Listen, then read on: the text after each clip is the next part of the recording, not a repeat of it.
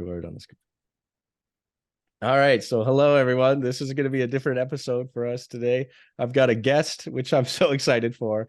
Uh, this is my half brother, Cody, and I'll let him introduce the rest of it for himself here. Oh, geez. Man, I'm pumped too. First time ever on a podcast, so whoever's Oh, listening, shit. I didn't know that. here we go. No, so yeah, Cody, Shay's half brother. We share our father, and yeah, no, we've been connecting lately over some philosophical and life discussions. And I heard Shay was getting into this podcast here, and I thought, man, let's have a chat. Let's throw it on there, and let's see where it ends up going. So thanks for having me, and hopefully I don't make a farce of myself, Well, but if I do, listen, man. whatever.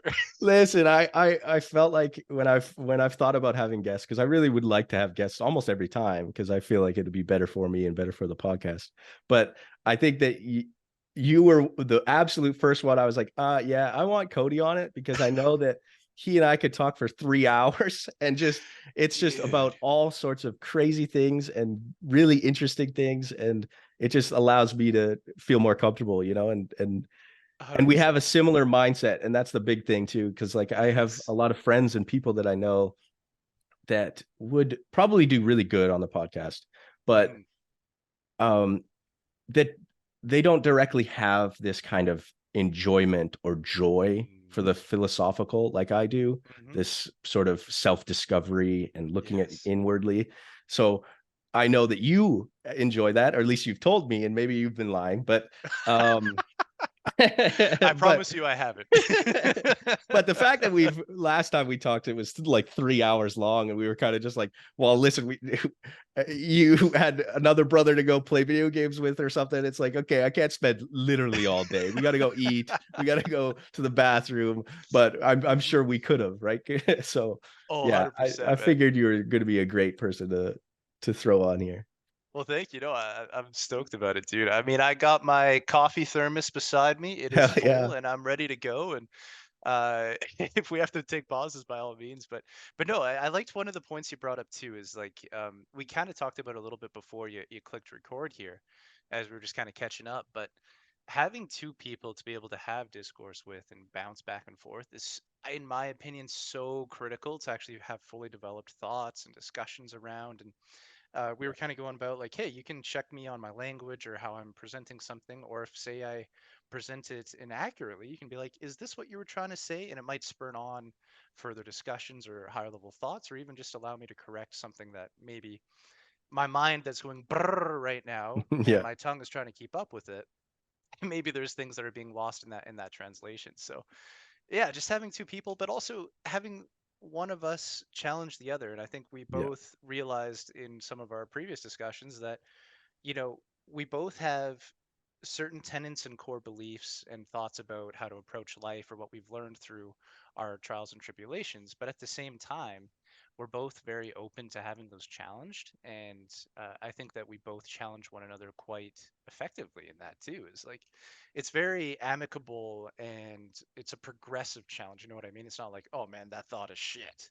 It's yeah. oh man, well, have you thought about this on that, or what about this take or this nuance? And I really enjoyed that in our last conversation there. That took whatever it was, 3, 4 hours. I can't remember, but Yeah, yeah. and then all of a sudden we're like, oh man, the timer of this call has been so long. We need to go do other things. Yeah, yeah. Like I said, even as simple as just go to the bathroom. Yep. But that I want to touch on something that you mentioned that's related to the me talking to myself is Hmm. like allowing you to talk gives me a pause and allows me to just start thinking and have an idea for the next topic or what I want to respond to with what you're saying. Hmm. Whereas when I'm talking to myself in the podcast, I have this issue of I obviously still am pausing, and there I have edited out some of the pauses because some of them are ridiculously long, Hmm. but it this gives me that kind of safe zone of Recalibration almost. recalibration. Sure, yeah. Hmm. Like when I was talking by myself, I would feel like I almost need to say something. I need to have some sort of gap filler, Yes. and it would always cause me a little bit of a blabbering and talking about random things and saying the same thing I've said 6 times. Like my Mm. best friend told me about my first episode. He was like, he was like, you said that you were a bartender like 6 times. And he's like, by the fifth time, he was like, okay, dude, I get it. You're a bartender. I was like, Right. oh shit, I didn't even realize that. Even when I went and listened to it afterwards and edited it, I just kind of just brushed over that topic. But the fact that he remembered that part was like, okay, that's something to think about. Totally, man. And it actually this illuminates a trail of thought of just like a general approach that I try to take in life. And it's listening often is the most valuable thing you can do in any room. And it might be part because I'm actually a very, very high introvert. I've worked very hard to build my communication skills and be able to, adapt them to the whatever the particular audience is, or be a chameleon to the tone of the conversation. But at the same time, through listening, you can see how other people think and approach different problems or topics, or just how their overall perspective on life is formed. And then you start to develop this pattern, or identify this pattern of how they've kind of progressed through life. And obviously, it all usually comes back to the formative years in childhood, and we all have our various traumas, etc.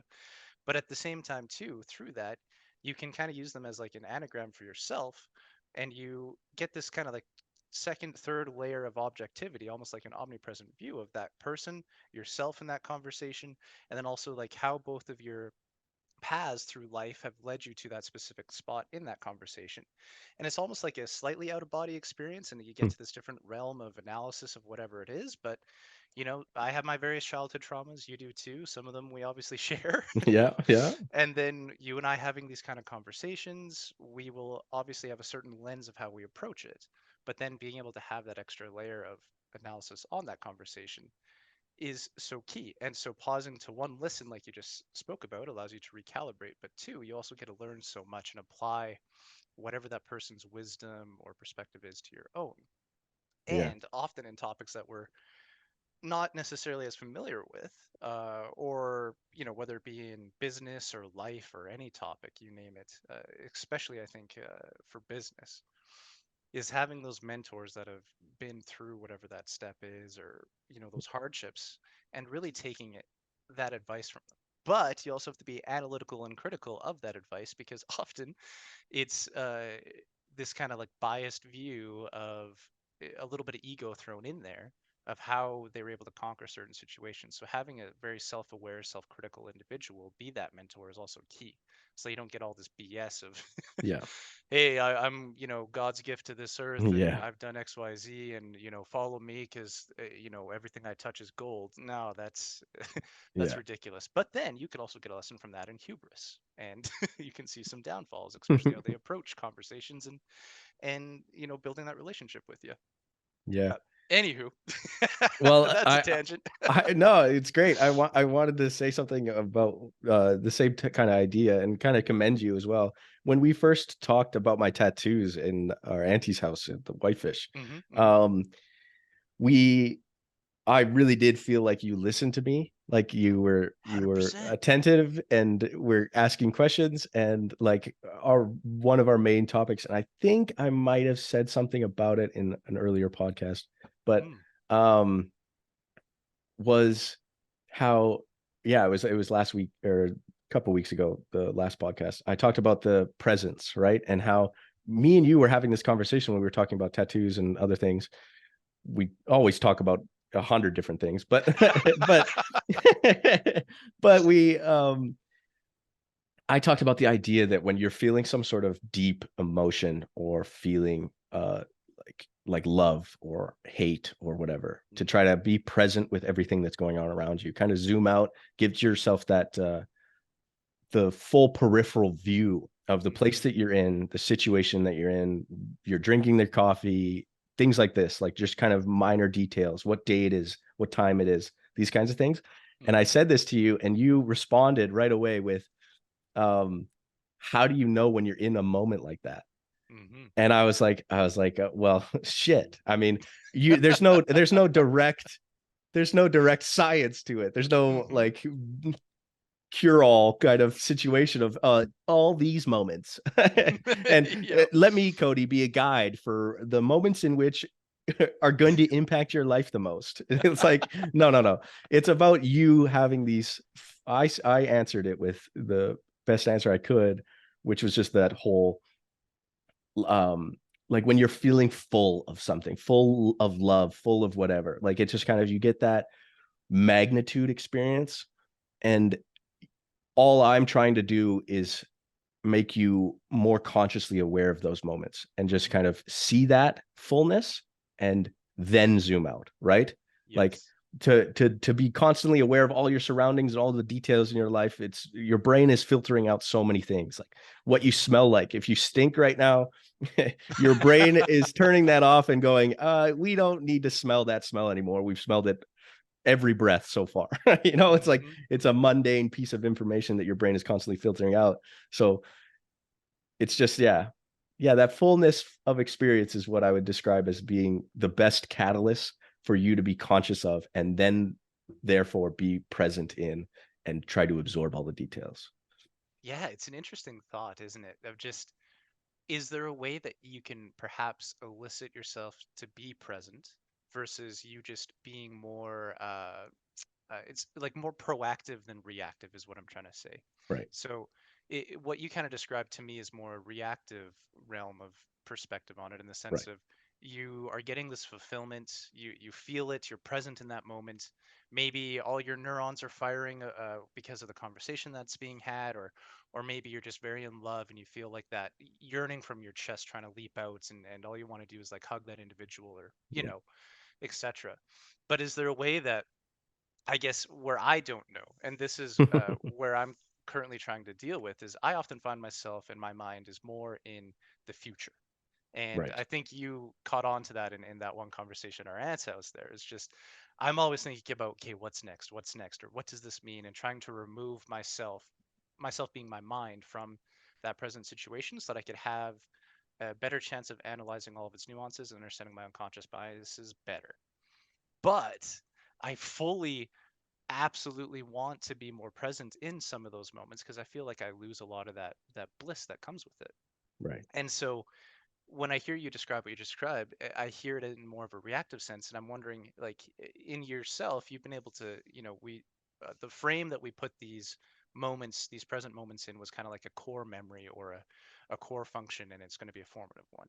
Right. So do you have any approaches to being more proactive, to either enable yourself to be in the right mindset to welcome them in, or perhaps like a grounding exercise that places you in it immediately, instead of having it be more of a something that happens to you? It's more you do something to enable Right.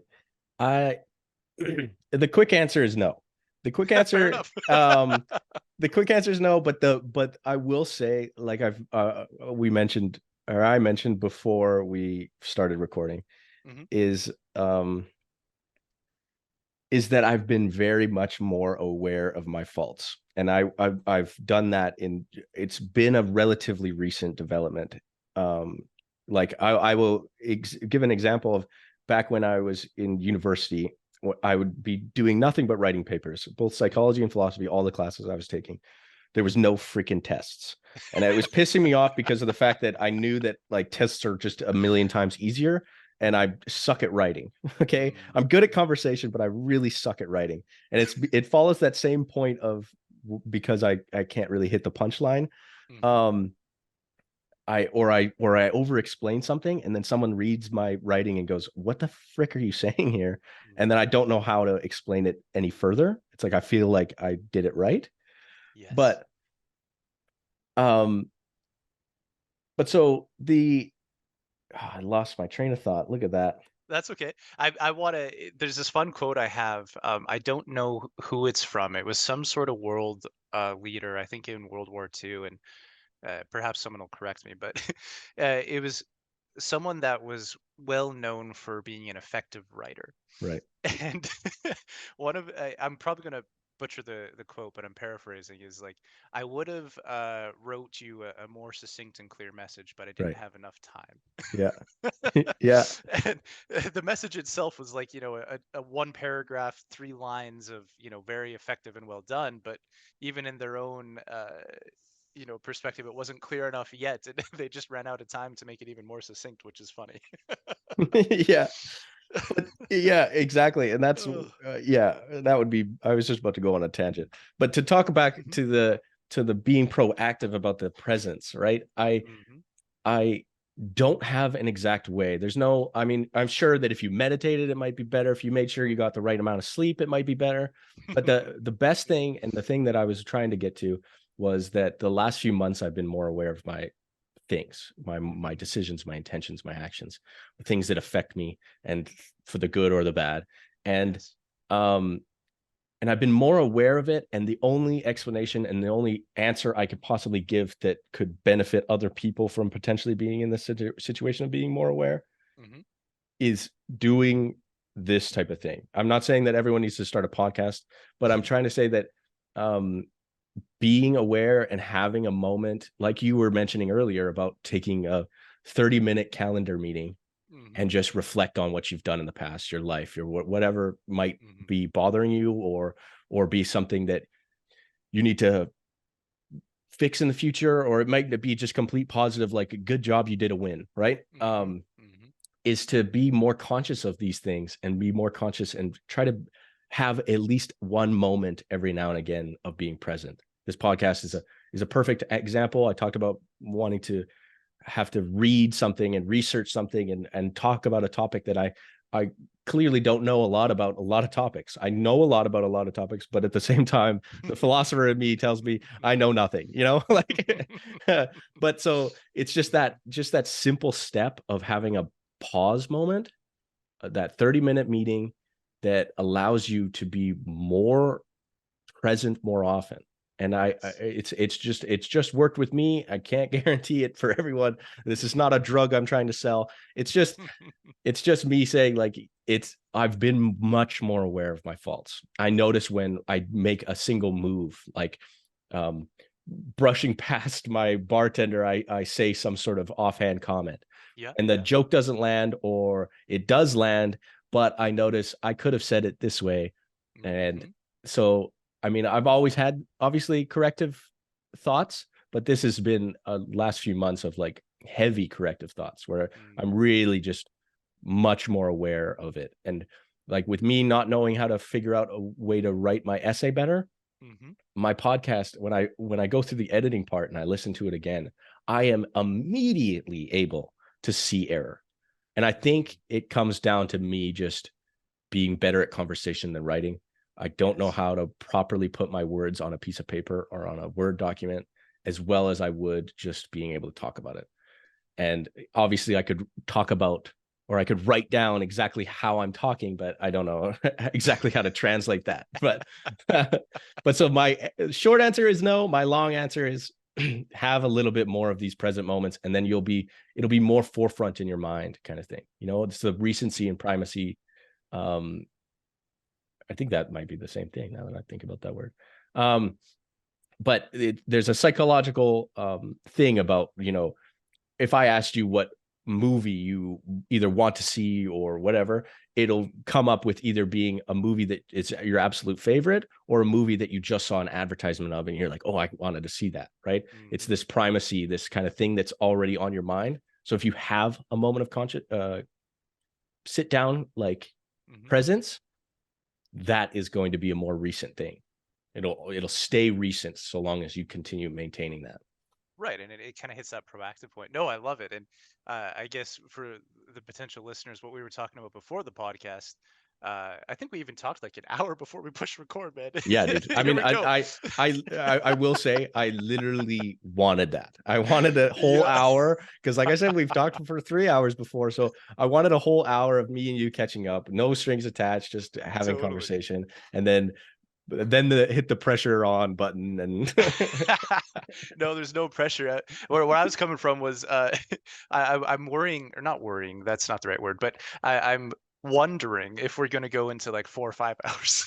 It might be your longest episode on your podcast here. oh, it's gonna take me Uh, so long to edit it, dude. It's gonna take me all day. I mean, good not luck. not that I'm gonna edit a lot of this. Like I in my own when I'm talking to myself, I edit a lot of my ums out. Just Right. I leave some because I've like I mentioned just before, the Hmm. imperfect is perfect, and I want to Yes, show the progression of development. absolutely. Um, but I do cut out a lot of the ums, like I just said an right there. I wouldn't have cut Yep. that one out because I still have that continuation of conversation. But when Yep. I have the moment of pause, and I lost my train of thought, those kinds of things, I cut that out because it's a 20, 30-second pause. And it's like, Right. no one needs a podcast where I got that in it. You don't benefit from listening to me just sit there in silence and breathe. Yes, yes, exactly. um, yeah. But so where I was going was just for those that will be listening into the future here. The one advice that really key pieces of advice that I received from like a corporate mentor. I have my corporate life and I have some side businesses, and then on the corporate side, what they told me to do is at a frequency that you think is appropriate. And for myself, I chose 6 months. Set a meeting in your calendar that's like 30 minutes long where you literally just have a meeting with yourself. And the whole scope of that meeting is to reflect on how far you've come, what you've learned, maybe some of the systems or approaches to whatever projects there were that you could have changed, but also just really take stock of progression, mostly like that being the main topic that you kind of go through your mind in. And that has been so helpful because in my career so far I've gone through 5 roles essentially in 7 years with the same company, and each of those roles varied very differently in scope and responsibility, etc. And every time I entered those roles, there's a bunch of imposter syndrome. Your inner critic is going nuts. You're now introduced to this whole new team of and hierarchy, and also just scope of duties that one you might not feel qualified or educated upon, and so that imposter syndrome is just flaring up completely. But then you have those 6 months, in my mind, 6 months made the most sense, kind of touch base meetings. And it's like, holy cow, 6 months ago, I didn't know XYZ. Or I now know these individuals that can help progress anything across. Or if I don't know the answer to this, I know that this person's my key SME. Or I now know how to lead and champion and look for results without losing the human factor of those initiatives. And it's just things like that, right? That you take stock and you kind of become hyper present. I guess that's kind of the Mm. focus of what we're going on here. But it's been so critical and valuable in the corporate sense, and let alone just in life in general. And so that's why I also love this podcast for you, man, is you kind of get to look back and reflect. And Yeah, dude. episode 3, I have these sort of thoughts or perspectives on the world, and now it's episode 30, and I can see how there's a couple other layers of thoughts and analysis on them.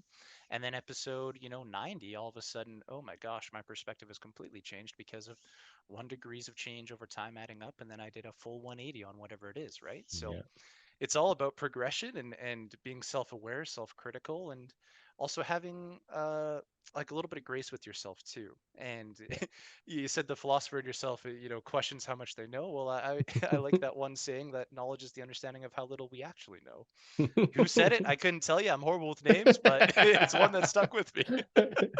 uh, What can you do yeah, though? what can you do, man? Like, we're all fallible. We all have these errors. But yeah, I mean, even just like simply like um wondering if I have an answer to that, being more proactive in 90 episodes from now, right? Like that'll Yeah. be roughly around 2 years, 52 episodes a week if I post every single week. So then Hmm. yeah, simple math.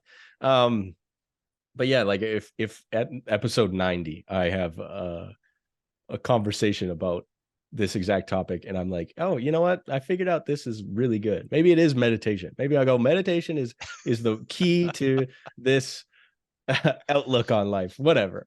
But Yeah. it'd be funny too because I'm referencing episode 90. If I went back at episode 90 and referenced back to this episode, Yes. it's That'd just be it's hilarious. fourth wall breaking in the future. I'm like, I'm just going, yep, I I love that, remember man. Let's that. go Deadpool. Uh, okay, so Cody, you have to be a guest on the episode 90. It's now a determined It's a thing. thing. Okay. Obviously, I want you more than that, but I guarantee is 90. Well, thanks. Okay. All right. Yeah. Sign that up. We'll get the assistants on it. And Yeah, lock it in your calendar. I want a yeah. whole day. Okay. 2 years. Actually, okay. Funny thing, about the proactive piece. I don't Yeah. know. This is just me spitting off the top. I haven't developed this thought at all, but Oh yeah. kind of what we were discussing at the start of when you hit record here is having two people in a dialogue is so critical to one check your own unconscious biases, and one help you communicate more effectively and summarize your thoughts effectively. So I wonder, like, perhaps one of the more proactive pieces that's going to take time to develop, but it helps you be more proactive in those moments, is actually having like strong relationships. I don't know whether that be like more intimate ones or ones like us where we're brothers, or just, having those people that you can have certain realms of conversation and kind of have those various arenas. We're in the Coliseum right now, and in a healthy way, not in a blood battle way, but we're challenging each other's thoughts and Yeah. trying to help one another gain perspective. And Yeah. so maybe an intimate partner can really help you identify and bring and be more present with how you're feeling in those moments, what your certain attachment styles are, maybe our triggers from our past, from those formative years, etc. And maybe these sort of ones are where we can get more spiritual or philosophical, etc. Hopefully your intimate partner, you can have those too, but you know what I Yeah. mean. Maybe there's Yeah. different realms of thoughts, and really relationships, companionship, and discourse kind of helps that be present. And it doesn't go the whole mile to help you be present and be proactive, but it might be one of the tools in the toolbox per se that can enable that. I don't know. Well, like, um, I had this thought earlier on in this year, and I don't know if I mentioned this to you already either in the past time we talked or whatever, but um, one of my favorite moments in my life, or one of the pivotal things of me going, wow, this was the most fun hour I've ever spent Hmm. ever. Like, Hmm. and it's not traveling, it's not eating the greatest food. It was me and this guy who was running a Bible study, having a conversation, and me and him were just back and forth about what is evil. And it was just a simple topic, but extremely, like, you can expound upon it like beyond belief, right? And Hmm. so I was in the hot seat, and I was the one that had to explain what is evil. So I had to come up with some sort of random sentence that I go, that's what evil is, right? And then he would rebuttal with, oh, but that causes a problem of then causing this issue to be evil, or this is not evil in that estimation, right? And so we went Hmm. back and forth for an hour, and I was like, I was saying this, actually, I was telling this story yesterday, um and I felt like I was fully, it was the one moment where I felt completely intellectually challenged. And potentially that could be, not that I'm super genius or something, I'm not trying to Hmm. pretend like I am, but this is a moment where I felt like someone had the same footing Hmm. but better grounding, and had thought about this topic much more deeply than I had. And Yes. I was now on the back foot, where like a lot of my friends and stuff are not so much into this philosophical mindset. They don't read a lot of philosophy. They don't know much about Aristotle and Plato and Socrates and Hmm. all those fellows. They've never read any of these books. They didn't study in university. So when I talk to them, not that I can't have a discussion like this, but they they don't have the desire either, right? So they Hmm. don't have the direct push to do something like this, or like reach out for this, Hmm. gain this and specifically seek it. So then it causes me to be just kind of like not intellectually challenged, once again, not because of smartness or something into Hmm. in Hmm. straight intelligence, but just to have this like, There's a body of work to which you can speak to and kind of bounce off of to have even further depth in those conversations. yeah, exactly. And Hmm. even if it's not just reading the thing, the goal of seeking it and looking for it, like, causes them to have already been deep in this like turmoil in their brain, trying to decipher what their thoughts on it are, right? Yes. And so Yes. then that makes it so the conversation, like, even if they didn't read Aristotle, at least they've had this kind of, oh, I've really thought about this topic kind of thing. So this guy that I was talking to, this Bible study guy, he and I had this conversation because and it was so much fun because of this background that he had. Mm-hmm. And I had this thing a year ago. I'm keeping it on topic. We're doing great here. Um, I had this thought earlier on this year where I was like kind of disappointed in my friends. Um, I Mm-hmm. was disappointed simply because I was like, I need a philosophical friend that's not super pretentious and goes, this is the way, right? Yeah, Like, yeah. I Oh, don't want the son of a bitch to be my friend to go, yeah, you're wrong. It's like, okay, no, we're talking about philosophy. So basically nothing is wrong. yes. We just have differences, and Yes. we have differences, and let's discuss those differences. This I don't want bastion you to of tell hubris. me, Yeah, exactly. So I didn't have any of these friends that had this mentality, but then I was like thinking about it, and I mentioned his name earlier to you, Hmm. Mike. Hmm. He and I have these conversations very similar to what me and you are doing right now. And I was like, Mike is in my life, right? I can Hmm. text Mike and be like, hey, I'm going to be at this bar, meet me. And he'd be like, yeah, sure. I mean, within reason, obviously. Right. Yeah. Yeah. Yeah. But and he would be someone that I can fulfill this gap with, right? And I Hmm. just was like, I was like, well, I don't directly need friends, new friends. I just need to notice that there are people in my life and reach out to them and get these people to talk. And this is like where me and you talked in New Year's, and I was like, wait a sec, Cody might be really good at as of one of these outlets. He might be a person that I can just confess all my problems to, and Cody listens, and that's it. You know, Hmm. like Hmm. 100%, man. uh, but yeah, so I was like, wait a second, I have these friends already. Hmm. I just need to be more proactive in uh, reaching out for them. Yes. I've never been really good at that. I've always waited to be invited, and it's a little bit of a downfall for me, but um, Oh. always room for improvement.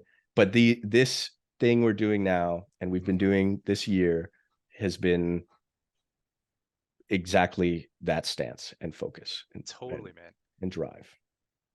Love it. No, thanks for, dude. 100% agree and identify. There's so many ways we could take the conversation from that. I love these conversations too. Just put that on the record.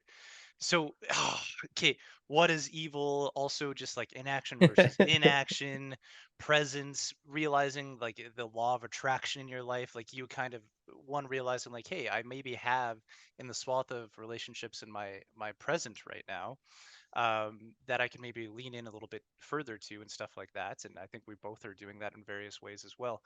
But oh man, okay.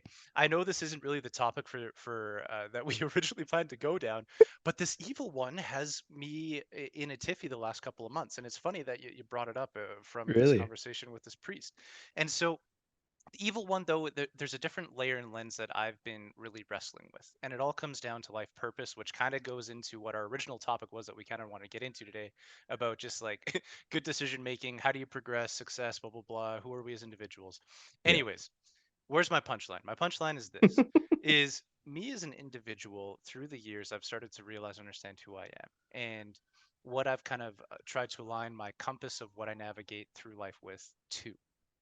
And my true north is I want, like, my biggest fear is dying without accomplishing what I want to have accomplished. And then, Mm, so obviously, the next layer is, okay, what do I want to accomplish? yeah. And then this is where it starts to get into the discussion of good and evil. So for me in my life, everyone, it's all relative. We've all had our trials and tribulations, but I've had to navigate some interesting hurdles, both from like a food scarcity, shelter scarcity, etc lens. Mm, And it's all relative, of course. There's people that have been through way worse. There's people that are probably not so much. yeah. That aside, my trials and tribulations are my trials and tribulations. So what that's done is through the years as I understood it, I used to have a lot of angst and kind of anger towards the world and society when I was just, misunderstood, preteen, battling with all these thoughts of, oh, the world's unfair. Okay, well then what can I do when the world's unfair? I can take action, better myself, choose my association of individuals that I associate with to help me progress in life. Okay, anyways, my primary motivation is what I want to accomplish before life is I want to help society in a great amount of depth, whether laterally or horizontally, and remove those same hurdles and hardships that I had to go through in my life. But where this next layer of like, oh man, I don't know what the heck to think about this is those very same trials and tribulations, which I kind of equate to like similar to evils in life. Now, evil has, I think, different layers, but those hardships and kind of that were a consequence of evil, I think, in society that I had to go through helped me develop mental calluses and my overall kind of like self awareness and just perspective. And without those, I wouldn't be who I am, nor, Right. have this approach to life that I would. So if I want to remove that from society for others out of like what I think is good and just actions and a good perspective, well then would I also be, cheating them from the ability to develop those pieces, and would that like aspect from their own life paths from society actually be removed? and you're kind of stunting the growth of society or these individuals. That one I don't know the answer to yet, and I've been battling with that one for like 3 months. It's like, okay, is my ultimate goal in life actually good and just and true, and does it actually align me to like a layer of the divinity between chaos and order? I don't know. Am I trying to blend both those pieces, or am I just completely off my rocker? And then am I being selfish and wanting to remove these hurdles? Or is the better approach perhaps to just lessen those hurdles to a certain extent where, you know, maybe the struggle isn't as much as it could be, but then again, you're still kind of cheating them from a certain level of development. But anyways, I place that on the table, pick it apart. Let's go. So I have a really good and I think applicable thing to talk about. Hmm. And first, I will commend you, and I think I will say that I'm gonna commend you because I'm gonna take you down a notch, and Yep. it'll all make sense in a second. Go for it. Um, but I will commend you, and I will say that our conversations now and starting in New Year's of this year, Hmm. um, I feel like you've developed a lot, and I don't even I this is coming from a perspective of you are my half brother, and we Hmm. grew up in different families. Sure, we were in the same city, but we rarely ever saw each other. Um, but I noticed in the past, my past perspective of you Hmm. has drastically changed, Hmm. especially starting in that New Year's um, day, Yep. where Yep. in the past I had this sort of beef with you, and before I get into that, I will take myself down a peg. Okay. When I was in high school, I had a complete unchecked ego. I was Hmm. uncontrollably, I'm the top of the world, I'm better than everyone. I had this kind of innate understanding of conversations and social interactions a little Hmm. bit, uh I would say, better than other people. At least that's my perspective. um and thus I had this kind of confidence of, yeah, ruler of the world. And Hmm. to tailor it into the like the present day, we kind of talk about this, like there's this joke all around about, people being NPCs, and there's like the main protagonist or whatever. And I for Yeah. Yeah. sure in high school had such an ego that I believed that I was the main protagonist. I for sure Yes. had that, and it was detrimental. It caused me to lose an entire friend group. They literally in the hallway one day were around me, and it was Hmm. mostly led by two guys. And the rest of my friends have told me since, like, we didn't agree with the decision. We still liked you back then. We Yeah. enjoyed Yeah. your company. But my Right. two buddies told me that they didn't want me in my friend group anymore. And we Hmm. played video games together since like grade 3. And this is me getting this information. I was like, what the fuck? I was so baffled and definitely sideswiped, you know? Hmm. Hmm. Um, but it completely changed my trajectory of life, and it did nothing but do it for the better. So I don't I see the pain, I see the suffering, but it was for a good cause. Hmm. Not even by the intention of the two people that caused me this pain, but I turned it into it this way, right? I Right. turned it into a positive. But the main point I wanted to say was I did have that ego. I did feel Hmm. like I was on top of everyone. I felt stronger, more confident, just, more of a ladies man, that kind of thing. I felt I Fair felt enough. Yeah. better. Hmm. I felt like I was a better. Like I was almost like, like they Yes. describe in books where you're listening to some science fiction thing where some alien goes, "I'm more smart than you. I've got better technology." Yes. It's this power thing. I felt more powerful. Hmm. Um, so I was that way, and I have since very much developed it. I definitely still have remnants of that ego, Hmm. um, but they are more tame, and I really try to focus on being nicer and better for people. But Yes. so how this tailors to you, it goes back to our cousin's wedding. Hmm. Uh, we had a we had a cousin named Jack. He had a wedding when I was 17 or just turned 18 Hmm. that year. It was in the summer, and I just turned 18, and you were there, obviously. I can't say for certain, and we talk. You brushed this uh, earlier about how Yep. eyewitness reports and firsthand accounts are just a total Yeah, crock of yeah. shit. But Yeah, so for seriously. some, I did believe, and I kind of still think it happened, but I can't say for certain, is that you once made some offhand comment to me about me being overweight. Really? And I mean, like I said, firsthand account, I don't know. I could have just dreamed it. I'm not even denying that that could be a possibility. Okay. But whether or not it was true or not, I took that away and Mm, was pissed. I was so mad at you. Not in a mm. fuming state, but like in a freaking Cody's an asshole. Yep, Okay. yep. So I had this like, dude, you discounted me and blah blah blah. And then, it's funny that later on and after I started going to university that year, I started going to the gym like crazy and I got super fit, lost like 1 million pounds. And Yep, yep. and I mean, I never was ever in the obese category, but I definitely have been overweight a lot in my life. Me But it too. was, Me too. but I'm in one of those phases right now, man. I yeah, got the but full so, on dad bod. but in that in that phase of our lives, though, you were Mhm. super fit and I True, wasn't, true. right? Yeah. And Yep. anyway, so whether it was you actually you said that or not, it did have that impact of me thinking negatively of you, and that Mm, probably postponed any desire to see you, talk to you, whatever.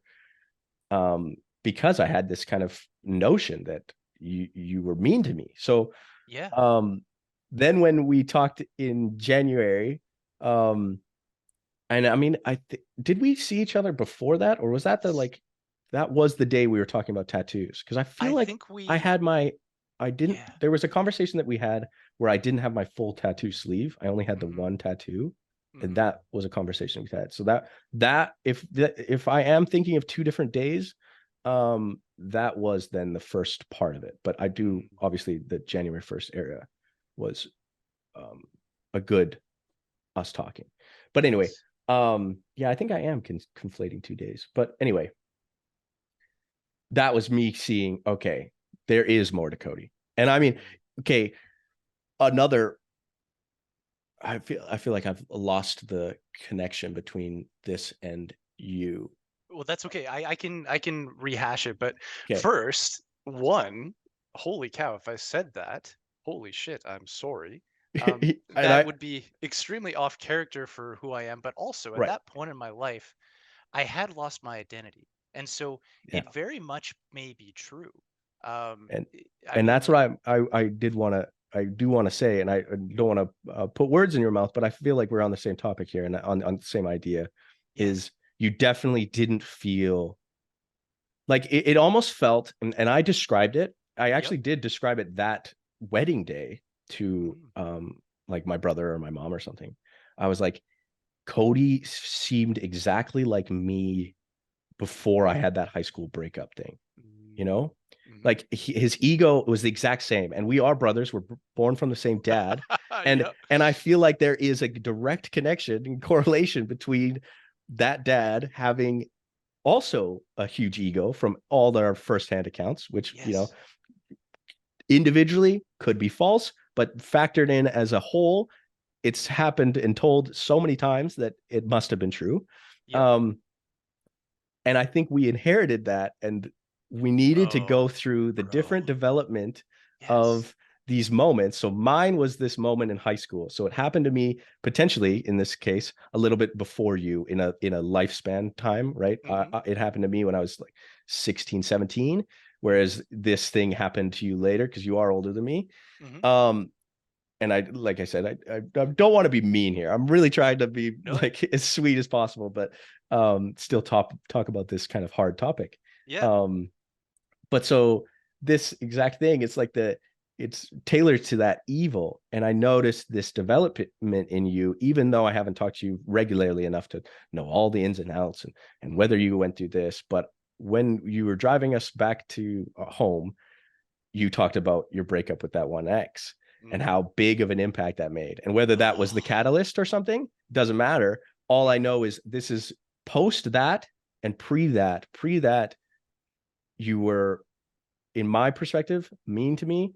Post that, you were like, you were me after this traumatic event where your ego got checked, where you were more philosophical, more internally minded, and then also because of the internally minded, out externally in social interactions and whatever. That's the feeling and the transition that I felt throughout our conversations throughout our Oh, lifetime. dude. Yeah, man, so much there. So one, again, I deeply apologize if those words did leave my I'm mouth, not looking for an apology. We are but all good here, no, I Cody. gotta Don't give it. worry I about it. gotta It's give it. good, man. We're good, Now, brother. let me say though, so there's been two really big relationships in my life that completely like destroyed my identity. And so actually that wedding, Jack's wedding, I was in a relationship with this one gal. I won't say her name for the podcast, but She was awesome. yeah, Whether from woo. your perspective or not, from my perspective, she was really fun to be around. Sorry. Oh Go my ahead. my Bash her. Tell brother. tell me how fucking shit she was. Well, okay, so she was Sorry. extremely emotionally abusive. And I'm Okay. not Yeah. a psychologist or a psychiatrist, so I can't, name, but I would say she was borderline narcissistic and Okay. Yeah. extremely manipulative in that. So the fact that you thought she was awesome plays exactly right into what I fell into in that same trap. And so Believed it over did. time, me and her, we dated for like I want to say it was like 3 years, somewhere there. She and this isn't me trying to be a victim, it's just witnessing what Right. actually occurred, is Right. she meticulously destroyed my identity, um, through time, through little just tiny corrections, and then my identity was essentially reformed. And so the Cody that you interacted with at that wedding was a shell of the true Cody, but also one that hadn't yet had his ego checked as well. So it's interesting to see from another person's perspective. Again, this relationship dialogue is so interesting. What you saw and witnessed in that individual, I wouldn't actually be surprised if I would have made a comment about your weight. That is very non-characteristic of me, but at that point in time, the character of who I was also not me. You know what I mean? Right. Yeah. Oh, And yeah. so then the other relationship that we were talking about in the car ride at New Year's, that one was a different lady, more recent in my past, Okay. where me and her had lived together. And Right. that one was also a very interesting relationship. A lot was learned, and I unfortunately also think she might have been narcissistic. And I'm not saying like I'm perfect in relationships. Obviously, I have my Right. own Of issues course. and all that kind of stuff. But at the same time, it was we'll just say she was very money motivated, Mm. and after my wallet in many aspects. And I didn't realize this, and a lot of friends actually, why I think it's true is a lot of friends commented on it afterwards. It's like, hey, we started to see these things. Anywho, so that was that one, and there was a lot of other aspects of just enlightenment. But where I think maybe the total common thread of where we're trying to get back to in the conversation was, maybe you were thinking my impact that I want to have on society, either laterally or horizontally with a lot of depth, might come from a place of ego. And I think originally it was perhaps formed that way, but let me go a layer further of why this core tenet is so key to myself. And I think as humans, one of the most just and good things we can do in life is have utility to help progress society. And I know that the scale that I can have of that impact is going to be limited to only my best ability. It's not going to be world changing. That'd be really cool if it was. I need to focus on my own modicum of influence Of course. and then really focus on progressing that and uh, helping those individuals. And so I don't think that there's much hubris here, and perhaps there is, and correct me if you think so, but I just understand that utility and scale is only going to be as vast as I can build my capability to and my sphere of impact to. Um, and hopefully I can make that as large as possible, but that's going to be a process in itself that takes time and hard work and freaking lots of self-reflection, right? So perhaps that's where the ego topic got brought into your mind. I don't know. I'm just trying to see where the thread was for you in approaching that conversation. Well, the thread was just the development. I wanted to, like I said at the beginning, where I commended you, and Mm, at least from my perspective, right? So just Cody influencing me, yeah, you went from a person who I found frustrating and abrasive. angry, abrasive, Yep. anger inducing, that kind of thing, rude, whatever, Hmm. to a person that it sounds like is the more true Cody's core, Mm-hmm. This is the version that I'm talking to right now, the one that is more aligned with who he is and how he wants himself to be. Yes. And that development has shown and had an impact on me and my life Mm-hmm. in I've very much noticed it. Whatever has changed, I think has changed for the better because I Mm-hmm. like this Cody a hell of a lot more than the one that I remembered from back then. But Yep. like I said, I don't need an apology. I know you did already, but I'm just saying, like, we're good. And I really admire that. And I've noticed it. And I was like, wow, okay. So Cody is someone I really want in my life Mm-hmm. because we have had very different traumas, but yet somehow there is a genetic link between you and I in which Yes. um potentially Ego. our problems could this is where they eat yeah Mm-hmm. potentially our problems. Oh, I'm about to sneeze. Go for it. I held it back. Oh Okay. no, the It's coming worst. back. um Potentially this genetic link is almost like oh man, there's so many things I want to say, dang it. Mm-hmm. um this genetic link is potentially a showing of having the same problems but in different scenarios and different things, where we had certain behavioral things that are genetic or Yes. whatever that caused these things to come about. Like, it sounds like you have a pattern with women, whether that be good or bad, but I also have the exact same pattern.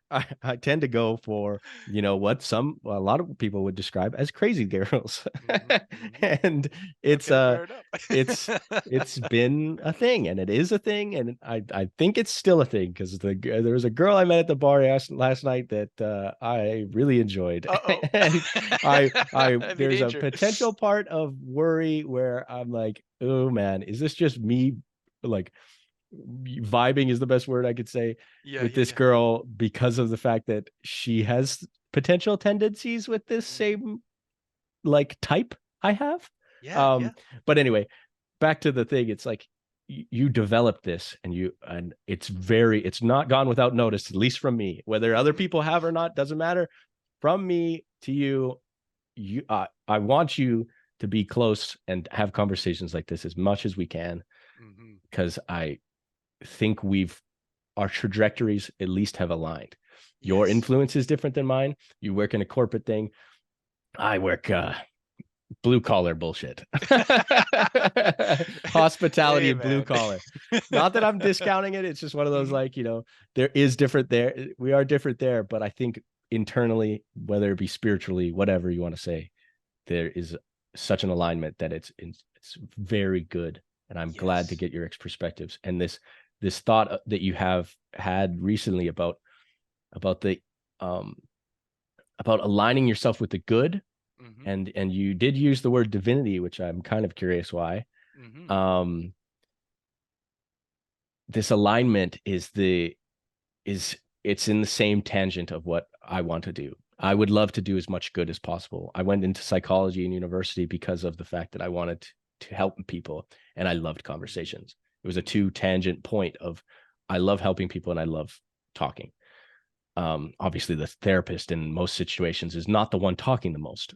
but Yes. it's still I'm okay with listening. I'm not as uh I tend to talk more. Mm-hmm. Mm-hmm. I mean, I feel like it's certainly shown in this hour that we've been talking already, is I do tend to talk more. But it's a different thing where you said, like, you're an introvert. I'm very much an extrovert, man. I Mm-hmm. I Yep. need full social interaction and full, like, constant just going out there and doing something with people. I need that. Yes. Yeah, Um understood. Yeah. so anyway, I think I went on a little bit of a tangent there, but did No, I that's hit on okay. points that you? So there's two things I really want to touch on so far is one, choice of previous women. So, we all get wiser as we get older, but so I think one of the core, we'll say, ailments of who I am as an individual, uh, that's been core no matter what aspect in my life, is I'm very much so a giver, and a caretaker. And I think that that makes me a prime target for those that like to take. Yep. And unfortunately, in these specific two relationships, that very much so, I would say, was abused.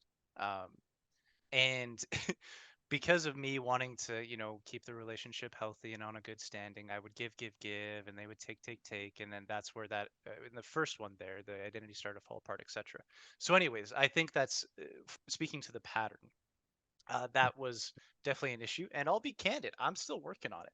I Oh, still am we very all much are. so a giver, right? And Yep. I love to, uh, make my partner feel like as good as possible, as Yep. stable as possible, even sometimes to my own detriment. And Yep. so balancing that as like equal partners and understanding that there's seasons to relationships in terms of like give and take and the percentage allocations there, the ratios, it took me a long time to realize. But I will say that my default setting is still to give. And so that's always like a challenge. Then we got into the ego and what is divinity. Okay, divinity, man, where do I even begin? It actually it kind of loops in well to the conversation today in the Oh, sense of like perfect. when we're present, in we both I think agree that there's this certain level of like fulfillment and um almost like ecstasy in those moments where everything is firing. The world itself is a little bit fuzzy and sparkly because you're so much in tune with that. And it carries into, I think, work and life and kind of the fulfillment piece in there too. Is when do I feel the most fulfilled, or what do I get the most fulfilled from, and what am I most passionate about? It's almost like if you're listening to a song, some music just hits you and it Oh yeah. snaps you to the moment, and you just want to dance or vibe, and it elicits all these different memories from our past, or wanderlust for the future, etc. But that like music itself is a very chaotic but patterned instance that comes into our lives. There's always the harmonies, the tempos, etc., but it brings this kind of like chaos to order. And so to me, that the divinity in many senses is that sense of fulfillment, that passion, that presence, and just being alive and enjoying what that is. And so trying to attune my compass to enabling that. So the divine in my life, which I think is good, true, and just, is trying to have this scale of depth, laterally, horizontally. And through that, I find in my corporate life and my side businesses, I get a lot of fulfillment from them and actually love what I do. And it actually, now we go back into the podcast that we listened to kind of help form today's discussions is what, like work done is always going to be profitable. And often, sometimes people equate work with like a sacrifice or a lack of something. You're Right. giving it up. But when you Yeah. actually love what you do, it's actually very easy to work very hard. And obviously, there has to be balance in that. That's another conversation itself. But it doesn't feel like work when your tuning fork is attuned to what you want it to be attuned to. And so it's almost like the search for divinity in itself, where you get that fulfillment, that elicitation. There's chaos, but then you're having to have this self-actualization and will to power over your moments and that domain, and bring your authenticity to whatever it is, the realm that you're fighting in. And all those pieces come together to, I think, making the fight just, the fight good, and it keeps that passion alive per se. Yeah. Am I making sense, or am I Oh just yeah, blabbering? buddy. Okay. Oh yeah. Are There's you like ever? four different layers to it that I'm trying to describe, but they all come into what do I think divinity is? And hopefully I described it somewhat effectively. I mean, correct me if I'm wrong, but it sounds almost like just, in other words, putting it as finding purpose. No? mm, in a way, Like, that's definitely a layer to it. right. Um, it, I wouldn't say it's like the foundational layer. It is very much so a piece. It's almost like of the three pillars maybe that make it up, it is one of those pillars. Okay. Um, but life is chaos. This universe is chaos. How do we ourselves bring our will to power? That was kind of like the main topic of our last discussion, I think, in July. Yeah. And it's bringing your authentic self and your own master of your domain, your thoughts into the world, and being a lion versus the sheep, right? And not in the sense of like consuming, but getting yourself to that lion stage of thought. And then this goes into what we are talking about earlier, the different layers of kind of like an omnipresent view of analysis on those moments. But then, of course, that doesn't make you present. Yeah. So that, like, those layers of omnipresent analysis is kind of like a part of the chaos because you get lost in it. There's there's always another layer, there's always another layer, and you kind of get stuck in that cyclical thought. But then there's order, which is being present or conscious of yourself, removing yourself too many times from that situation and trying to snap it back in. And so that's almost like that essence of divine, whether it be in music and work and play, whatever it is trying to find a balance between that chaos and order. And then that is for sure a pillar that is purpose. Mm. But anywho, I feel like I'm blabbering. No, man.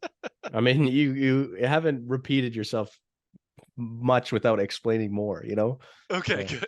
you have repeated yourself, but it was all for the purpose of explaining further. So Yes. there's no blabbering. You're good. Okay, good. But there's so much to unpack, and I mean, I feel like um I I I'm struggling. I think maybe not, it's not from your explanation, but I'm trying to like to align myself with your thoughts and to Mm, see what you see. And I'm struggling with it um okay. a little bit, but I think, and again, correct me if I'm wrong. Hmm. um but to try to get us to this point, it's finding the resonance with music and work and life and people around you, um that the music that puts the tingles on the back of your neck, the people that Hmm. make you feel intellectually challenged and loved and appreciated and listened to, the Yes. work that fulfills your core and makes you feel like you're bettering society, yourself, both friends and family, all those types of people, all the things around you, you are adding to the world, adding Hmm. to the universe. um and your playtime, your time that you either need to escape or express. So all of these pillars, all these things, to use your word, Hmm. whether it be from the same perspective, still these pillars, these things I just discussed, they're all trying to find the resonance of you. This Yes. this Cody that I'm talking to is trying to to get the balance of getting these things to all give that tingle on your neck, like the Yes. hair on your back of your neck Hmm. stand up. Hmm. Hmm. So have I gotten closer? Yes, 100%. No, that was a great summary, sir. Oh Uh, yes, very good, very good. yes, quite. Let me get my cocktail and old fashioned, and we'll Oh, sip my it with our monocle pinkies is up. not on, sir. Hold on a minute. Oh, damn it! My top hat has been stolen. Um, and then the other layer to it too, though, which we don't have to get into, or we could, but this could also like take the conversation completely to a different trajectory, is also like the essence of spirituality and the divine, and how we attune our moral compass to whatever that true north is, whatever your belief system is. So there's like there's the self, and then there's the higher self that is trying to reach enlightenment, and enlightenment in whatever level of heaven or self progression actualization that is. Each will have their own, but there's kind of the two pieces of divinity there, if that makes sense. So there's the hair tingling on the back of my neck, and then there's the one that is there a more core tenant to the universe that helps it function, and that itself is the balance between chaos and order, and how can I try to attune myself to that divinity as well, and so that everything is in a similar resonance, and kind of like, how do I describe it, is my vibration matching that vibration? Right. Because the vibration that makes me tingle on the back of my neck, it might not necessarily be the same as the vibration of whatever that core universal substance is. Does that make sense? Yeah, oh yeah. Okay. Yeah, But yes. yeah. I guess maybe for today's conversation, we're focusing on the one that makes the hair tingle on the back of my neck. Dude. And it's funny that, man, it's so funny that it's coming. I'm so glad for yesterday. Hmm. And so I already told Cody this, but for the listeners, I was bartending yesterday and I had a really good shift. I made a lot of money. And as I've kind of mentioned, I met a girl that I really resonated with. Mm. Um, but so it was this combination of all those things. And I'm not gonna lie, I, I was talking to this girl over Snapchat till wee hours of the night, Yep. and I was um I was listening to music, and I was only listening to. I have this Spotify playlist that's emphasized with a bunch of asterisks, and the title is "Keep It on Loop," and it's Mm. songs that hit me so hard where I was like, "Oh my God, what are you talking about, dude? How do you make Yep. those noises?" And it's this resonance, this harmony. Maybe it's a vibration. I've heard that Hmm. been thrown around so often, but I'm a very skeptical one on that one. But You mean you aren't a I'm not proponent of skeptical. string theory? I'm not skeptical that there isn't a vibration, but whether it be that is the connection point, Yeah, that's yeah. where I'm getting skeptical. But anyway, I Mhm. was talking to her, enjoying our conversation, me and her, and listening to the same music that just hit me hard. Was moments where that tingle came up, and Yeah. I didn't necessarily forget the songs. Obviously, I've listened to them thousands of times, but Mhm. they were songs that I had not heard in a while and still have that same resonance. So Mhm. when I was listening to them, I was like, wow. Mhm. So I was feeling this full resonance of the day being amazing, the flirting with this girl being amazing, the music that I'm listening to be amazing, my health and my body, besides my back hurting from standing for 10 hours bartending and Yeah, yeah, yeah. bending over, cutting limes and all that shit, Mhm. felt amazing. So it was just a combination of all these things where I was like, I was confident, my ego was propped up, my Yes. um financial situation was bettered. Like all these things, it was just a good. And then Yes. to go from that to today where I'm getting to talk to you, it's great timing, man. Good. Serendipity be a damn good thing today for me. I swear. Good. It is Let it treating me come. well. Oh man. I mean, maybe not for the topic of this podcast, but I'm curious about this gal and if there's gonna be, Hey, did you listen, exchange man. numbers? Oh, what do you mean change the numbers? I already have her number, man. Hey, there you go. That's a bridge crossed many hours ago. Good, good. um, no, yeah, like I said, we were snapping each other all night last night, and we Hey, there have you go. been before we got on and started talking, and right after I woke up, we've been talking. Good, good. But I told her right when we started, right before we started at 11 a.m. I was Mhm. like, I messaged her. I'm like, I'm on do not disturb now. There's a potential of I can't imagine it going too much longer than 3 hours, but the chances of it being 3 hours is very high. So Yes. I was just like, I'm on do not disturb. I'm not going to be messaging you, not going to be talking to you. I got to focus on something I'm going to do right now. And I didn't even tell her what it was. I didn't tell her that I was going to do a podcast. I didn't tell her I was going to talk to my half brother.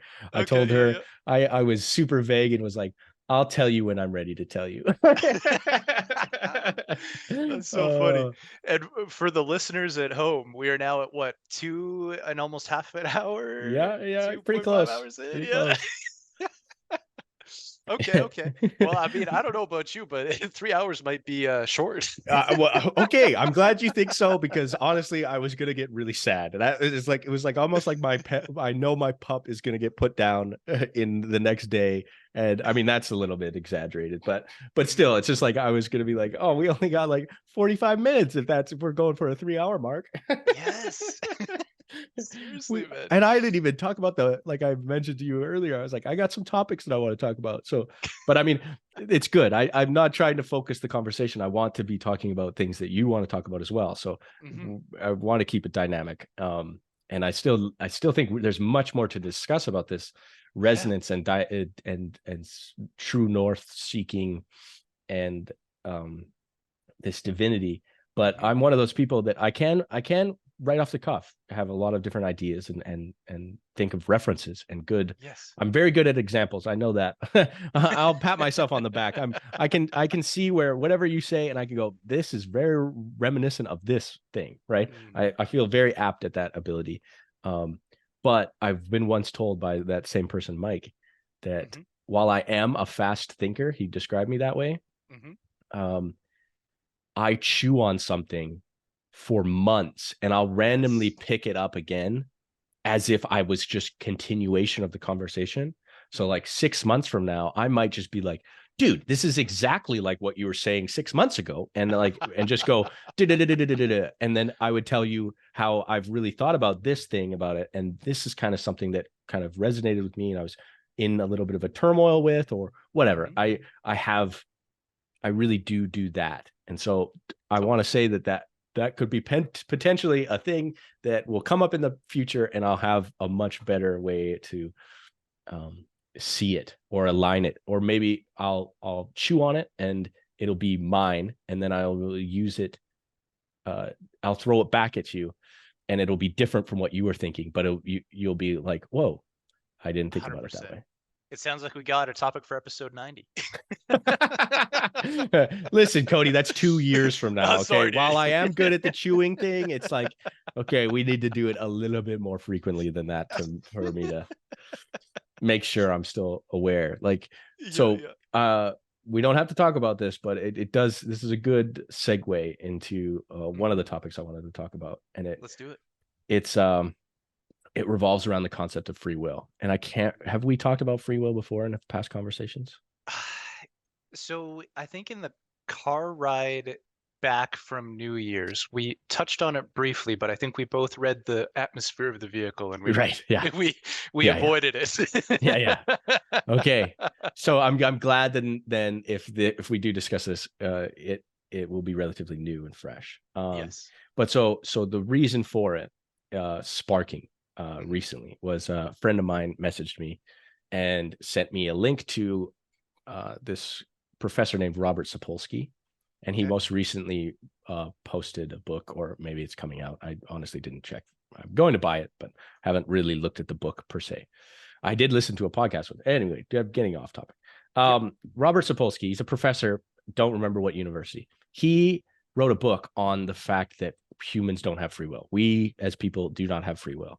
And I have had this belief for many years now. And I don't often talk about it because there's a lot of people, like, first of all, lots of people don't believe it, and second of all, lots of people never even thought about it, and Hmm. thirdly, lots of people um have strong views in free will, right? And they need the free will. Hmm.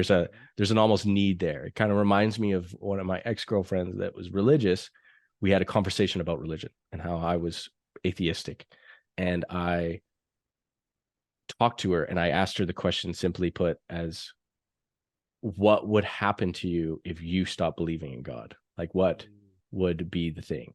And she Hmm. broke down crying and Ooh, and okay. told me that it was like there would be a complete lack of purpose. I would almost losing the ability to feel love and all this other stuff, right? So to me, it was a very stark opinion, but it was one of those things that showed me that we don't need to have this discussion again.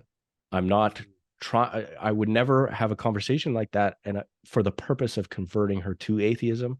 I'm not Mm-hmm. that type of person. That is not important to me. I Mm-hmm. liked her and ultimately loved her in a way um, that didn't revolve around her religious views versus mine. It was a genuine, this is a really good person that I like being around, and we have good conversations. So Yes. anyway, I didn't want to hurt her in this kind of caretaking idea. I didn't want to hurt her and bring up this conversation again, because there was no value in it, in the Mm-hmm. sense of, like, obviously I could learn from her perspective, but I don't need her to think about mine. And she even worried about me um going to hell. In her estimation, I was going to go to hell because I didn't believe in God. And she was worried about this because she did care for me too. And she was like, Yep. tears were shed because she realized in the conversation we had that she would not be able to make me not go to hell. Right. So anything she did wouldn't have been effective enough for me to Mhm. get to the good place. But so I went off a little bit off topic there, but back to free will, I I had this view, and I'm not trying to persuade anyone to it, but I think it's a very good topic for people to think about, and Mhm. it's super interesting, and it's a complete shift on the basic narrative that we live. Like, people do a crime, they go to jail. It's Mhm. punishment. If there's no such thing as free will, that punishment doesn't make sense. So Mhm. so to believe that there's a lack of free will, you have this huge gap in what basic society in Canada, especially, views to to this idea. But I've had this view for a long time. I've had it for many years, and I've Mhm. talked about it to many different people, but not always with uh, good enjoyment. But I did just recently have it because of this Robert Sapolsky guy that came up into my feed. Okay. Um, and I had a conversation with my buddy about it at the bar. And Okay. um, but I'll let you speak in just a second. No, no, go for it, I man. know I want to see your perspective. I just am going too much. I've got too many things to say. Mhm. But so I was talking to my buddy about this, and he put it fun, like in a funny way. So after I explained my perspective and how and why I believe what I believe, he had this funny saying of being like, dude, everything you're saying, I agree with. I agree with every point of what I was making. He was like, everything you're saying is making sense. It's all correct in my view. Mhm. However, once you say that there's no free will, that's the disconnect. He and I tried my best then, because I was like, I really wanted him to understand what I was saying, not Mhm. to believe, but to understand. Um, I was like, okay, well, this disconnect is, oh man, there it goes again. How can I say this? Go for it. Take a stab at it. Take a stab at it. But so he had the disconnect of me explaining it and he agreeing with everything, but the free will was a disconnect. So either that's an error of my explanation in my one of the thoughts that went through my head was maybe I'm not explaining this right, Mhm. or he had some sort of fundamental belief in free will that, while he agreed with my points, because a lot of them were backed by science, Mhm. um, he held on to the free will because it's so ingrained, it's like Mhm. it's almost part of his DNA. It's his skin color, how much hair he has on his body, whatever. It's part of him. So then, Yes. to me, just to throw this idea, he never really thought about it, and thus had this what's the word, Like, dissonance yep. between his core and his brain, Mhm. where his core had this belief, but his brain understood the science. And it was just this very interesting moment when he said that about the not agreeing with the free will, lack of free will aspect of the evidence. Mhm. um it really was like, oh, this is exciting now. It's like Right. we got to almost like a game. And I don't want to say that just because games often have winners, so I don't want Mhm. it to be that kind of perspective, but it was still like, ooh, like I'm a dog in this situation that's about to play fetch. Like, yes, Yes. here we go. Well, no, play is hyper important though. Like, there was like that one study of the rats, right? Like, if they didn't have play, they wouldn't actually develop, and they needed a certain degree of play and also the ability to win during that play, in order to keep that progression and that development going. If they always lost in the play, then they would, lose all will to keep progressing. And Right, if they always won, well, they also lost all will, right? So there has to right, be a certain challenge, and so play is a certain important aspect. And I can get how game to some people could be kind of a triggering word because right. it speaks to the intent of you always want to win. Yeah, But no, I think like play is probably the better way to describe it. Of like you have to challenge these thoughts, you have to toy with them, you have to play right. with them, and Yeah, challenge our own preconceived notions and see if it's like a core tenet to ourselves, or is it just something that we've been conditioned to believe through the nurture aspect. Who knows? yeah, yeah. So your stance is you don't believe there is free will. Correct. Okay, and why not? Oh boy, this is gonna take a while. um the basic core idea is,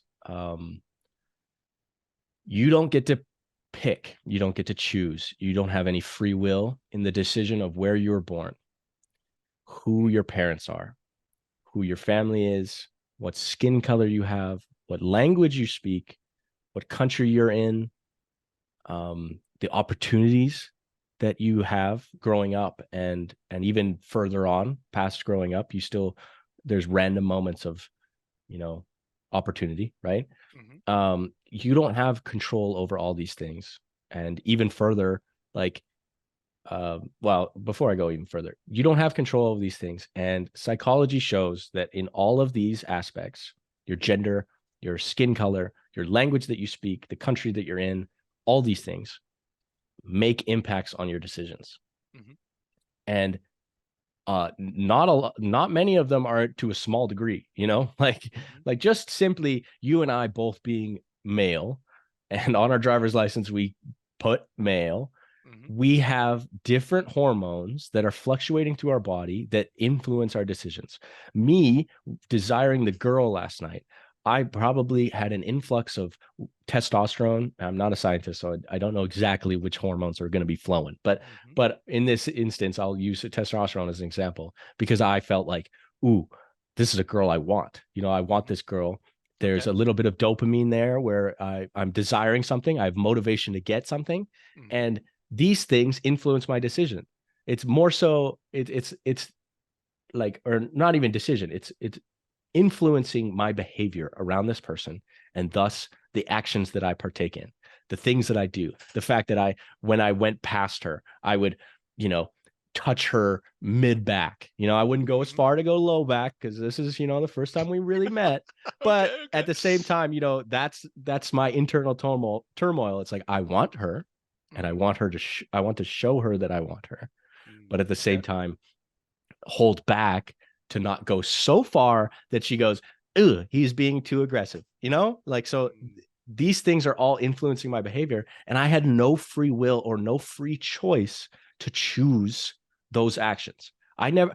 I mean, it's gonna sound. I guess that was not a very good example. I feel like there's a good Yeah. there's a good telling for. Wow, listen, you had choice. You could have not wanted her, but Yes. I'm trying to describe these hormones and these feelings that were going on inside me that Mm-hmm. influenced that want, right?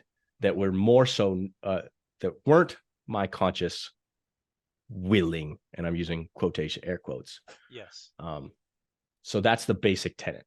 That's the Okay. basic idea of the concept. And I can give detailed examples, but I want to hear what you have to say about the Well, basic so concept. it's an interesting one, right? So interesting, dude. I love it.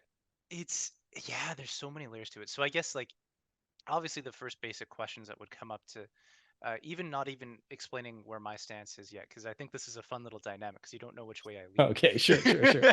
lean. Here's part of the game, I suppose, or the play You that we're son of having. a bitch. But so like in Uh, that specific moment, why did you put your hand on her lower back and not her shoulder or her arm? Um, was that instinctual development, or was that a conscious thought and a decision of, hey, I don't want to scare away this potential partner, which is also, obviously conditioning of society and nurture and everything else. But I guess like there is modicums of choice there. So is that choice free will, or do you think that was also predetermined by XYZ? it was well, okay, to stick to my guns, and it Mm-hmm. is what I think. Um, it would be deterministic. It's proven in the chemicals and the thoughts and the past experiences and the language I was speaking and the things that she said prior to me touching her back. Um, all of these things influenced that action. And Mm-hmm. I really, this is why free will conversations are so hard, is because my language, I want to say decisions. And then decisions means I had choice. And to choice means I had free will, and thus breaks my argument in a manner of speaking. Yes. Um, so when I'm saying, if I ever say decision, it's not a free willed decision. It's not, I'm not trying to say that we as humans aren't, in a sense, making a decision. What I'm trying to say is that there is no free will in this. Let's use an example of are a hypothetical as if we have souls. Hmm. Let's assume that we have a soul. The soul is then the free will actor in this example Hmm. that is making the animal you, the human you, make a move, make a choice, make an action, right? Right. And what I'm trying to say is there's no will in those choices. Those choices are influenced by a trillion different things, all culminating into one moment that could be instinct, reflex, whatever, right? Hmm. Hmm. But it shows up in that way and is determined. And like my past relationships, the past girls I was flirting with, I did certain things, and I probably am likely to behave similarly now, even though we are talking about change and how we develop as people. We Hmm. still have obviously tendencies that all of us continually behave in. Yes. Um, and so those things show that, oh, I have a pattern of behavior, and that pattern is touching mid back instead of Hmm. lower back because she's not mine. I don't, there's no relationship direct, there's no official status. I never got a clear, um, yeah, you and me are going to be a thing. You know, I got Mm. obviously flirtation. It's not like I'm completely coming out of blind. I Yep. knew that this woman wanted me roughly in the same amount I wanted her, Okay. thus that I could make certain moves that I wouldn't have done with other women, right? Right. But So that pattern is there. that it also brings another interesting point though too is so you said like she wasn't yours. Obviously that has a whole bunch of different meanings and people Right. could be like, oh, misogynist, blah blah blah. I think we both understand that the realm is she was not your intimate partner and you guys were not in Yes. a relationship. Right. But now, so even that itself, the action of becoming more intimate partners, because we can remove decision from it so it doesn't, obviously straw man you into a weird place in this discussion. Um, the action of becoming a partner, do you think that that itself has free will in it? Because obviously you're going to have, these instinctual tendencies of what you find in it as attractive, what you think, from an instinctual level will give your offspring a better chance of success if we want to go to biology, all Exactly. that kind Yeah. of Yeah. stuff. But at the same time, there is a lot of options. That's just part of being human. And so the decision slash choice slash action of getting into an intimate, long-term, monogamous relationship with that individual, is there not an element of free will and choice there? No. Okay. And I will explain it via something you said earlier, Hmm. where you described yourself in relationships as a caretaker, right? Yes. Yep. Someone, a giver, a person who's always striving for happiness from the other person. Yep. And that Yep. can cause issues with you where you do something that you don't want, right? Hmm. And that's exactly going to be kind of my point, where if for some reason she asks me, she goes, I want to be your girlfriend. Hmm. She says something crazily direct like that. Right. um, Day one, here we go. my, I will be able to explain to you that there is a complete amount of turmoil because I too have um, caretaking tendencies and wanting to Okay. people please, for sure, people pleasing. Okay, Um, pause first. Like, I wonder, isn't that so interesting? Because obviously we have the same blood and genetics in our veins.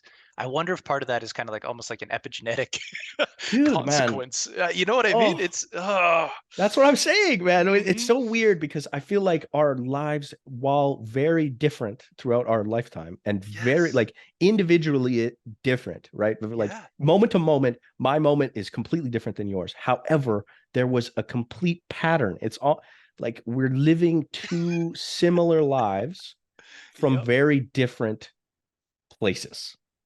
Yes. 100%. And And it, and in fact, I would say that this actually kind of like Iron Man's your stance in a way. And that's what I'm trying to do yeah, right now, to be honest. I'm trying to yeah. figure out how to Iron Man your stance, and then we can then And then regress from there. checkmate, crush it with one No. big fell swoop, just completely show you checkmate was already guaranteed at the start of the conversation. No, no, I know, I no. know. It's just a funny idea. I really like that Yeah, idea. that would be cool. But That'd be funny, man. I would probably kill over laughing and be like, God damn it, how the did he do that? Um, But yeah, no, it does you're right. It does Iron Man my stance. If both of us Mhm. have no, almost no nature similarities, or Yes. nurture, sorry, Nurture. nurture. Yep. Um, but very similar natures, different moms, but obviously that has an impact, sure. Hmm. I mean, even one example could be just you being an introvert and I being an extrovert. I mean, I Yeah. know that that's not exactly how that works, but it's Hmm. like there are differences between you and I. Yet Yes. this genetic similarity could have potentially almost made us do the same things or react similarly to certain behaviors or certain actions or things that Hmm. happen to us that caused us to end up here. Yes. And I mean, I mean, this also is a really good thing to point out is the us both being here right now in this Yep. conversation. Somehow we ended up here, right? Hmm. We've Hmm. done hundreds of thousands of things prior to this. Starting Yep. from birth to now has been a journey, right? Yes. Not that we're old men, we're nowhere near old yet, but we have still a plethora of Yeah. experiences. I don't know Uh-huh. about you. I don't know when you started remembering things or feeling like you were conscious, at what Hmm. age you were or whatever, but there are so many things that have been done, and yet we both ended up here. And Hmm. I would argue that if you had enough information, and this is kind of why free will is a little bit mystical in a sense, Hmm. because if we don't have free will, then there's almost nothing. There is pretty much nothing random. Yes. Um, Such that if you had some sort of omniscience, full powered omniscience, about all details in the universe as well, like even in the dinosaurs, because those Hmm. had impacts on us, whether we believe it or not. You know, I mean, hydrocarbons.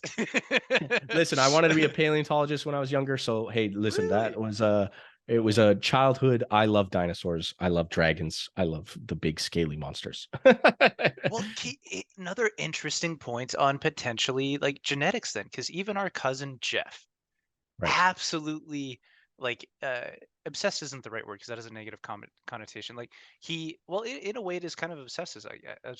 Hyperfixated. Hyper fixated on, like he wanted to be the zoologist, and he loves animals, and a Right. big part of his life right now as being like the social influencer is all about going to these unique places and showcasing the animals that are within them from a conservation aspect and everything, right? And so it's funny to see, in a way, you had a similar vein of interest, just a different time frame of animals, in a way. You know what Yeah. I mean? Yeah. Oh And yeah. so I don't know. Like again, I'm trying to Iron Man the whole genetic predisposition of choice and interest. But it does beg the question, though. Oh, sorry, my cat just knocked off my headset. Can you still hear me?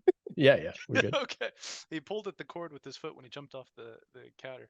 Cats will Um, be cats. No free yeah, will in they will in be. that action. I'm just saying. He's a little cutie, man, but sometimes, he's a little clumsy, this one. Uh, um, Frick, where was I going? you were talking about Predisposition. Jeff and Oh, okay. So the point that I was curious about and what your take is on now is obviously you meeting this girl at the bar last night. There was a certain degree of, I think, chance in that situation oh, of big time.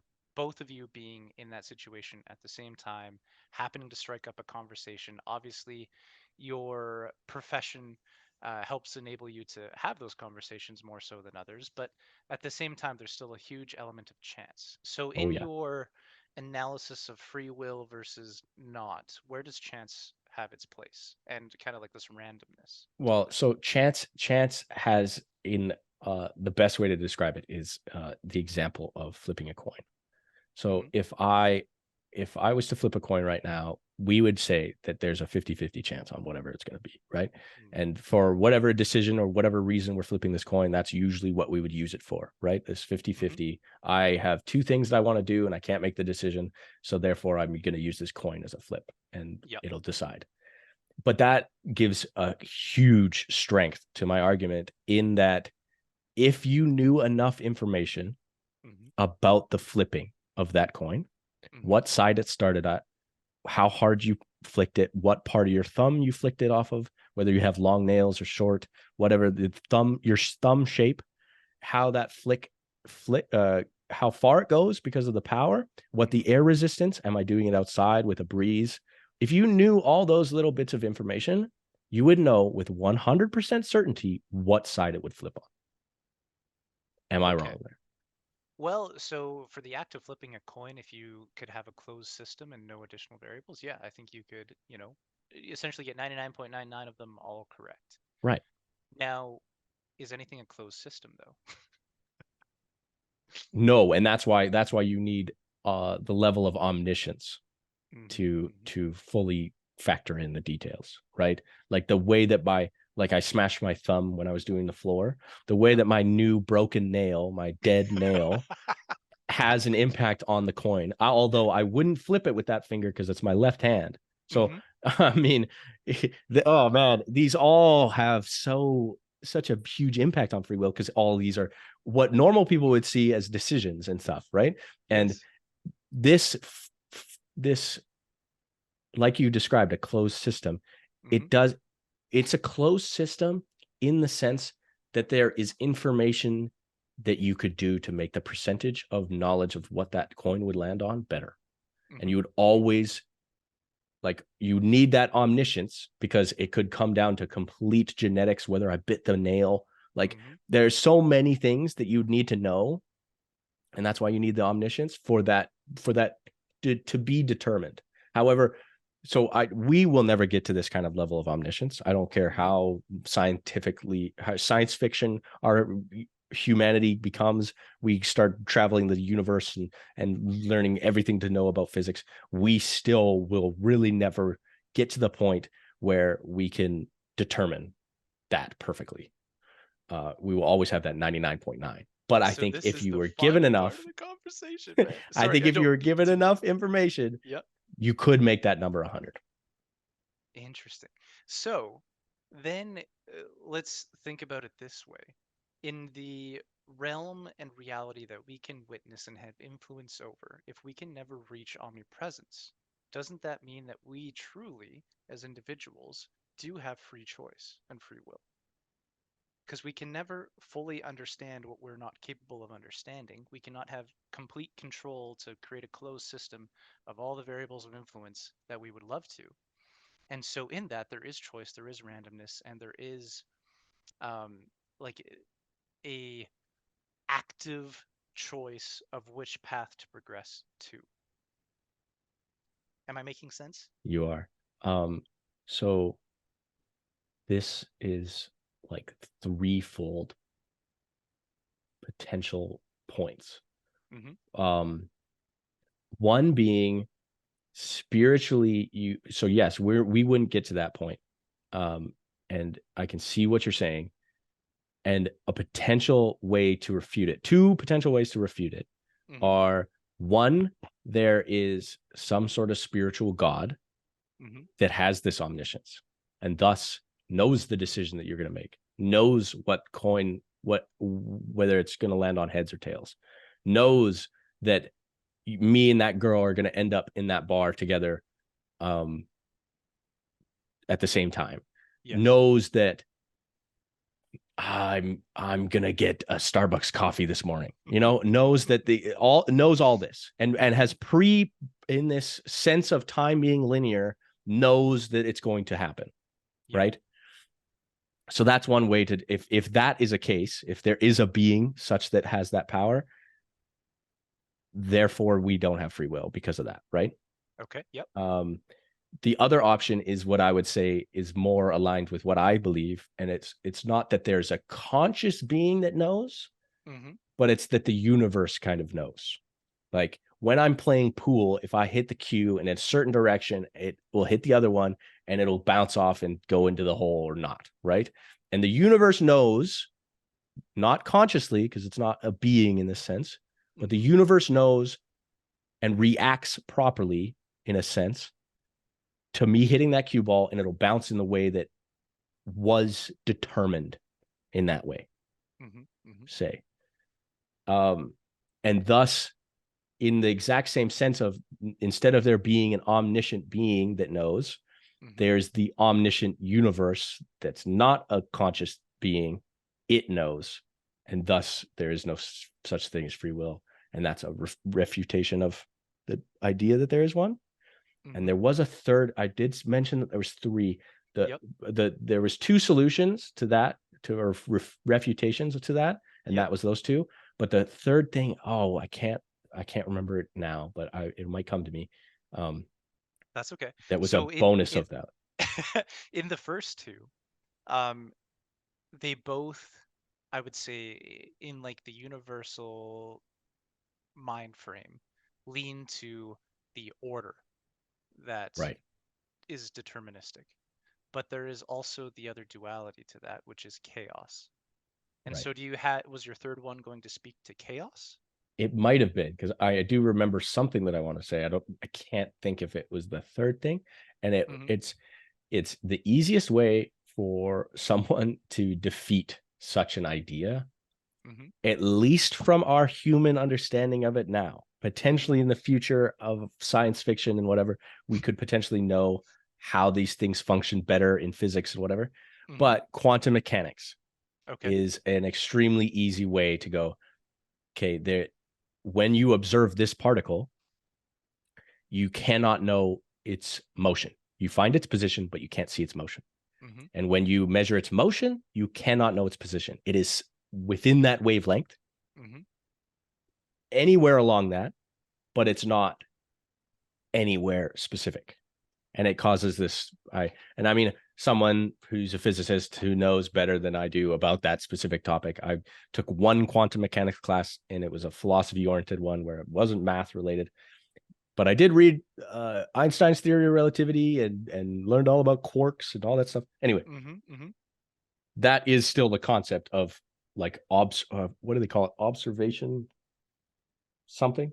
Um, Mm, I don't know. I think it's observation something, but it's the idea that when you observe it, it's in this situation. When you observe it, it's in this situation, and it's it's Schrodinger's cat essentially, where if you don't do that, it's both dead and alive. It's both Hmm. moving and in a specific position. But when you pick the position, you can't get the motion, and when you pick the motion, it can't be like positionally known. Hmm. You Hmm. can't get both. So then this causes a randomness of potential non-deterministic, because you couldn't know the one side if you knew the other.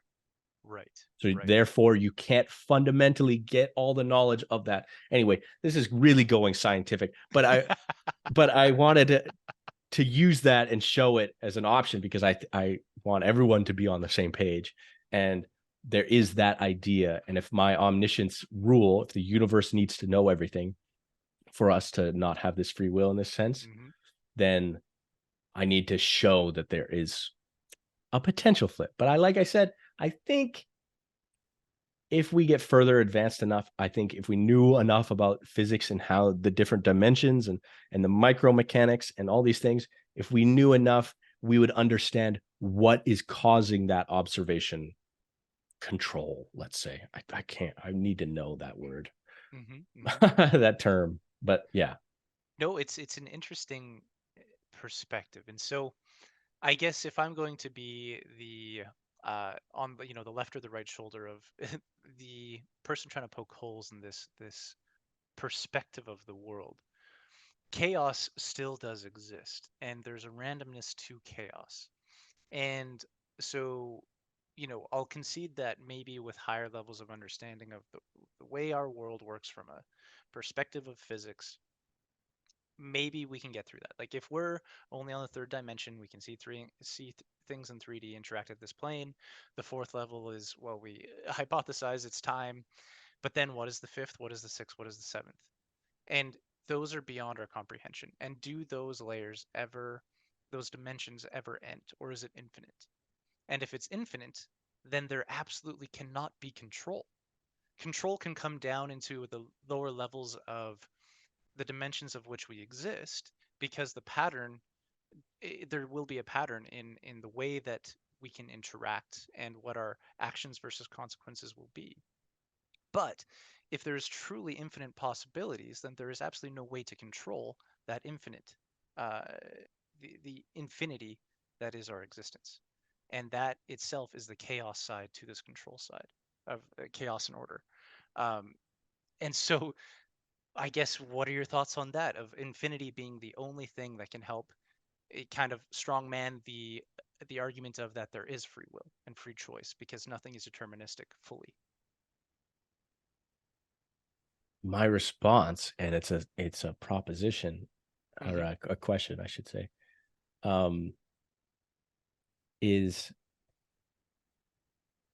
I really want to word this properly. Go for it, man. Oh yeah, no, I know I can go Yeah. for it, but I want it to not be like straw man. I want not that I'm saying Hmm. you're going to directly try to straw man it, but I Yep. want my question to be such that you have to go a certain way with it.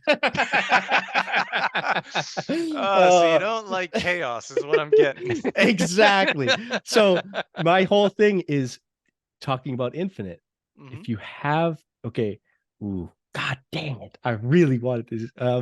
So I'm building it up. I'm building anticipation, and Yeah. then Yep. wham. No, I was kidding. It won't be as hitting hard because I'm building anticipation, and then it's just gonna be me, Shay, just saying the sentence.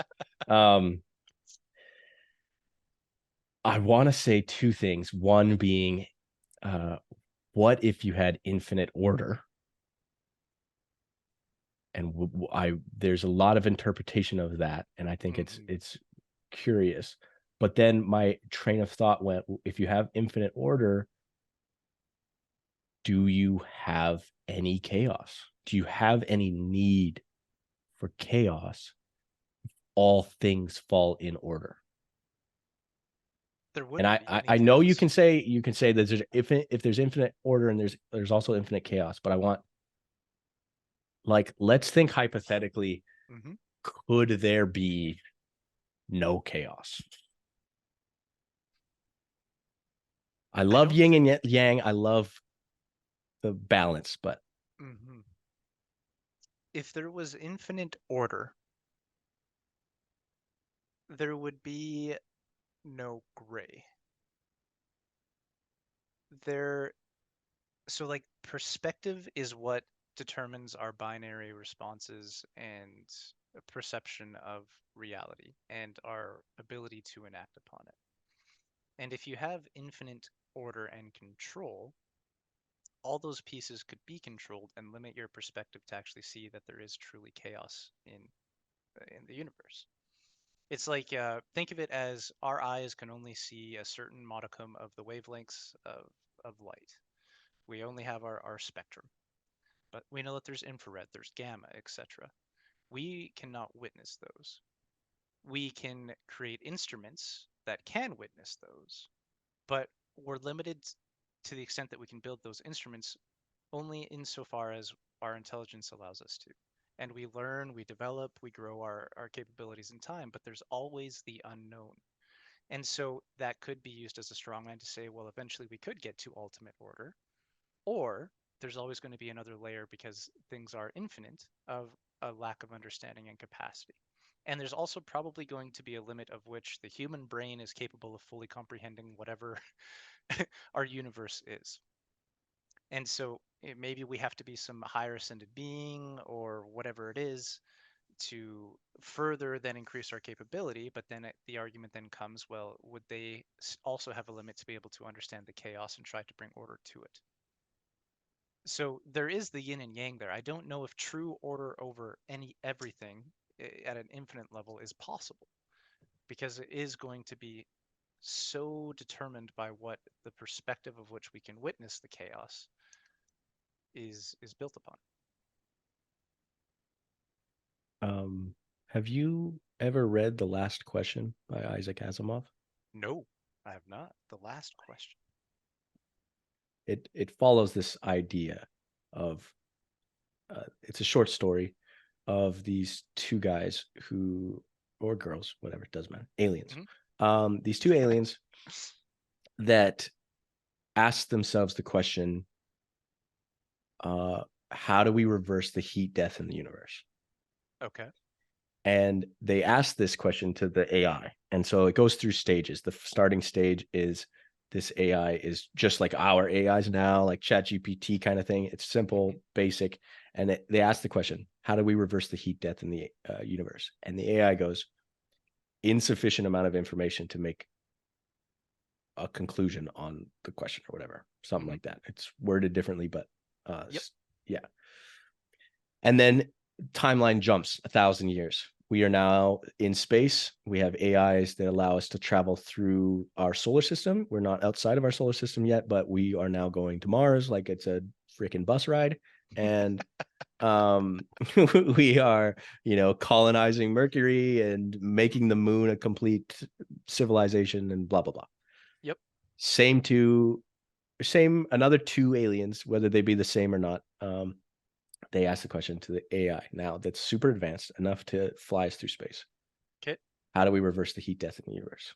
And this goes on all the way to the point where these aliens no longer need death.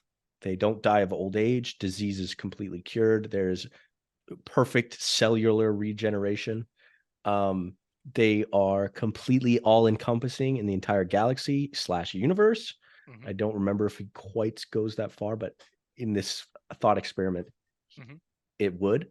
And then they ask the AI, how do we reverse the heat death in the universe? And the AI, even at that stage, goes, insufficient information.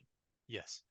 And then when all the aliens have transcended their physical form and gone into a complete higher dimension or spiritual state, whatever it is, okay, they have left the universe in a physical sense.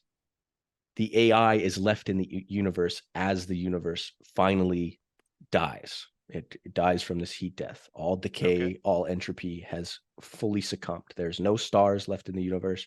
It is nothing but black.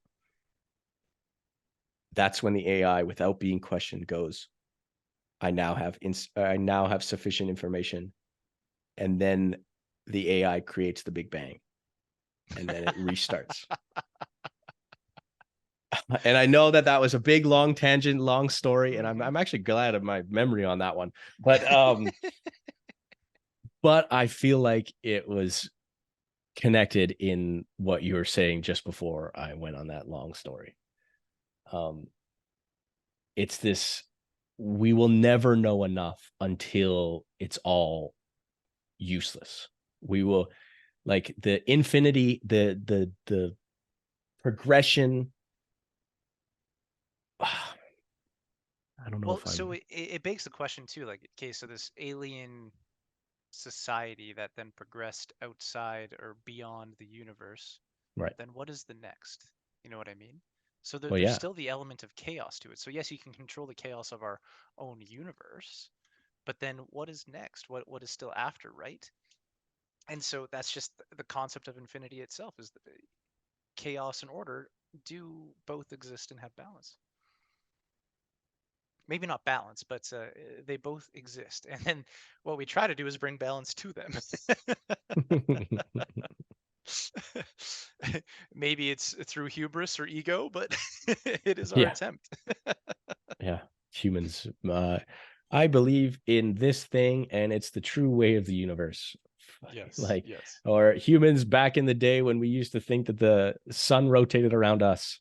We are so centrically minded of, we are the one be all end all of all things, and we are the Yes. first and the most powerful, the smartest, the blah blah blah. We have that ego. It's Yep. constant.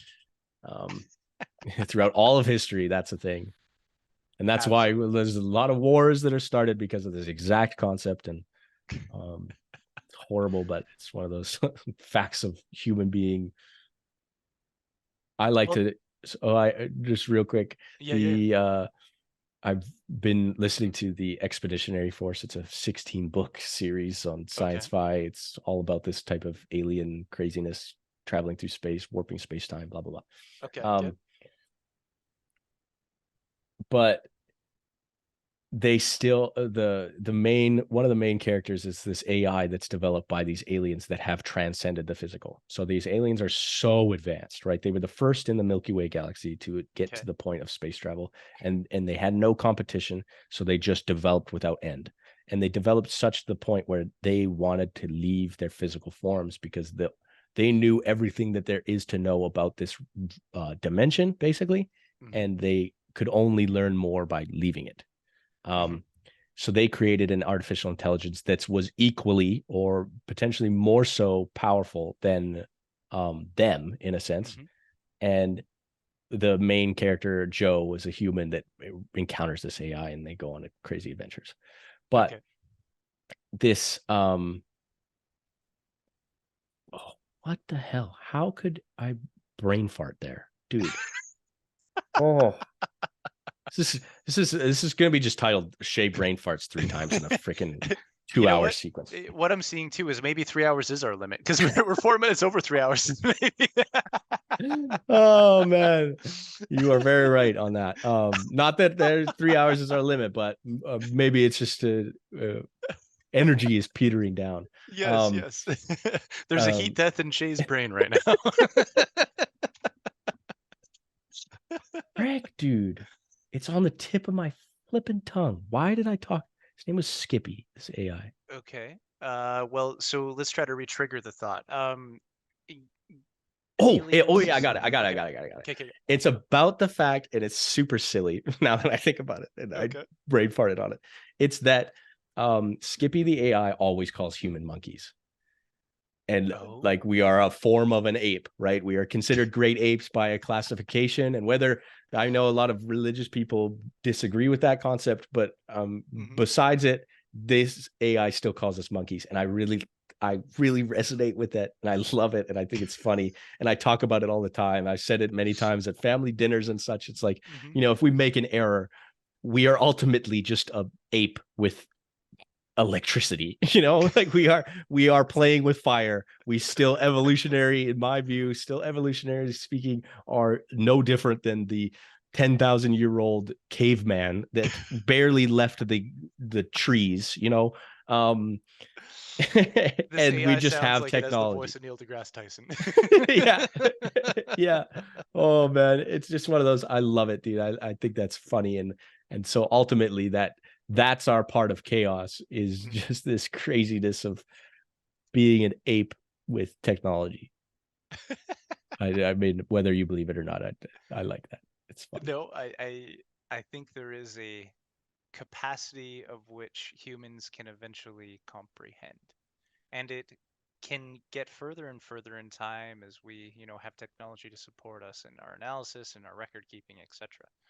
But at the end of the day, the human brain can only get to a certain level of IQ, and maybe that's infinite too. But even through all the time and history of what we've studied, we've had some great intellectual titans, and Yeah. then the I don't know what is further than that for humans, and maybe we're just biologically predispositioned to not be able to progress past a certain point. Perhaps we will find ways to enhance ourselves further and enable that, and maybe Elon Musk's Neuralink will be that gateway. Who knows? Right. But at the end of the day, I do think that no matter how no matter how far we progress, there's going to be a limit to what we can comprehend and understand. And perhaps we'll be able to somehow toy in the fourth dimension. But then can we get to the fifth and the sixth and blah, blah, blah, blah, blah? Is it infinite? I don't know. And so with that, there's always going to be, just with infinity, an element of chaos that I don't think is truly controllable. And the other thing I find is a risky thing to do, and I'm not saying you're doing this, just in general, is like if we try to break things down into such a binary way, because that's the way our brains work, they have to be very critical, and like even a coin flip, it's tricky. And I lean on actually my corporate experience in this regard. In a certain part of my career, was responsible for overseeing a bunch of basically research teams that analyzed how we could, from a commodity trading perspective, which was electricity and natural gas, take advantage of the markets in North America and further develop our one portfolio, but to make it extremely profitable. And there is a shit ton of data out there of which you can throw into any model you ever wanted. But there is still an element of risk that you cannot control. And whether that's even just as simple as environmental risk, pipelines. They heat. heat makes them contract and condense the molecules of natural gas that flow through them. So it's going to inadvertently have a small degree of impact on the supply that and the transportation ability that happens on those pipelines. You cannot really control that. Sure, you can estimate through every single weather data met tower that you have through North America and pump it into a system, but it's still not going to have a 100% degree of success in determining it. You cannot control that cloud that is going to be big and go over a solar panel. And Mm. then all of a sudden your efficiency of power generation reduces by 30% for that solar panel. There's just so many factors of randomness that you cannot control and estimate. Now, with all of that data though, you can get pretty damn good at estimating the outcome in any uh, with a certain degree of level. So say you're 65% of the time you're right, and those 65% add up to being quite profitable. But there's still that 35% that is still left up to randomness and chance and perhaps even imperfect information, whether how it's being communicated to you or your ability to even gather that data itself on the ground level. So there's always going to be a little bit of gray and a certain amount of risk or unknown or chaos to life and how we enact in it. And I think that the decisions that we make to find a pathway throughout that chaos are an element of free will. Now, that said, I do think that obviously nature, nurture, and epigenetics have a huge impact on giving us a significant, it's almost like being bisexual, but you have a lean towards male or female or something like that. Mm. You're going to have a certain degree of lean that nature, nurture push us towards to make a choice upon, whether it be, your interaction with that lady last night at the bar and putting your hand on her lower back versus shoulder or whatever. Yes, you're going to have a lean that, we try to reduce into a very binary equation. But at the same time, there was still an element of randomness of her showing up in that situation, you choosing to put it on her lower back again versus on her arm or something. Maybe you're trying to do something different because past relationships haven't worked out because obviously we're both single. Um, so, like maybe you want to change things up and add a certain element of randomness and break those leans to hopefully have a different outcome than what is previous. And in that decision, in that choice, in that action, there is an element of free will and agency being applied to your universe, your surrounding, your reality. Well, first, I will say that I think a lot of this, from my perspective, I see it just the chaos as just being lack of information. Hmm. You could know that that cloud is going to cover that solar panel had you known about the moon shifts and the water from the ocean thousands of miles away evaporating into the cloud that once then formed the right above this solar panel and blah blah blah. Like if you had that information, once again, it's chaos because we, at least right now, and I don't want to make it as if I don't think that we would get there like in almost I would say at least a million years. Yep. It's got to be so far off into the future to get that kind of control. Hmm. Um, but I think that chaos is just from our lack of knowledge, not from the knowledge not being there, not from the information not being there. Um,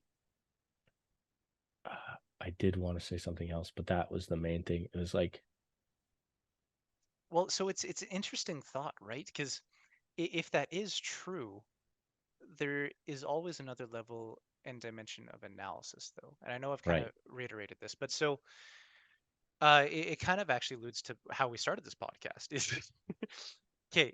We look at you with that lady in the bar last night. yes, We see Shay and all of his trials and tribulations, his formative experiences as a child, yes, uh, making you have these leans to how you interact in that situation. And then we look at her and we see that. And then we, two individuals sitting in a bar, we can see that context. So we take one step further back and let's look at, okay, how does society form this nurture narrative that these two have been ascribing to their whole lives that would further give credence to significant leans? Okay, so obviously we're living in kind of a woke society right now, blah, blah, blah, blah, blah. mm-hmm, There's going to be another layer of, kind of almost like this Me Too element of which you have to be very careful in how you interact. And I'm mm-hmm, not saying that I prescribe to either notion. I'm just saying like it's a very sensitive topic of how do you approach a potential partner and how do you interact? And so society is going to have these narratives of which you have to listen and subscribe to. Okay, now let's take another step back. Let's kind of go from nation to nation. Those different cultures and societies will have different forms of of acceptable behavior in that specific situation and dynamic. And there's going to be perhaps hierarchy. Maybe some are more misogynistic layers of society where, women are typically housewives, where you go to more the Western one where it's equal partners. I'm not saying either is, more correct. I want to be very clear here to the listener, but I'm just saying, like, there is going to be lenses, and then you have to look Yes. at the political aspects of, okay, are they in a democracy, are they in a totalitarian, or worse situation? Okay, now we take another step back of our analysis of that, and we go, okay, the whole world itself, all these individual humans or apes or however we want to describe them, will have a certain form of interaction in themselves based off of their communal worldview. Okay, now we take another step back, and maybe there's multiple worlds and multiple aliens, and you have to look at all those. And so, how many layers further do you go until you're eventually at this, ultimate omnipresent, understand every little piece perspective? And I don't think one exists. I think it is infinite. So, therefore, we can never truly have complete control. So there's my stance. Finally got to it a couple hours later, but we're on opposite sides of that spectrum, I think, in terms of I think that chaos does exist, and it's because of the infinite possibilities of uh, just the universe of which we exist in, and the universe beyond it as well, that I can't even pretend that I comprehend. I wanna I wanna switch it, and I Okay. appreciate it. I appreciate you finally getting to the point, Cody. Jesus. How long did that take? When did we start the free will part? No, just Man, kidding. I have no idea.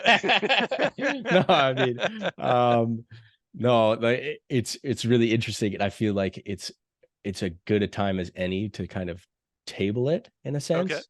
Yeah, yeah. I just Come feel back like, episode 90. yeah, exactly. Like it's one of those things that just gets developed over time. But one of the Mhm, things that I want to say is the perspective of a person who doesn't believe that there's such a free will. There mhm, hasn't been a change, direct change in my life, mhm, having made the shift from free will believer to non-free will believer. mhm. There, however, I'm a lucky person in that I have no food allergies, and I get and I was raised by a mother who was a constant woman of, we have to try something new. We have to do Right. something new. We have to do Okay. this. It was constant. Change was inevitable and wanted, desired, Mhm, mhm. such that when I go to like restaurants and stuff, I play this fun game. At least it's fun for me. And oftentimes it shows up in two forms, and it's fun. It's fun for the person that I'm getting served from. Okay. So, for example, yesterday morning, I went to Starbucks to get a coffee. Okay. It was freezing cold outside. I mean, it was freezing in the sense of below 0 Celsius, but it wasn't Right. like -30, right? Um, That's t-shirt weather for us here. yeah, exactly. No, it's chill. Us Canadians are relaxed. There, we're good. Yeah. We rock it. Okay, but at the same time, I was definitely cold. My hands were cold. My feet were cold. So I always drink iced coffees. I just like it cold. I like beverages cold more often than Okay. hot.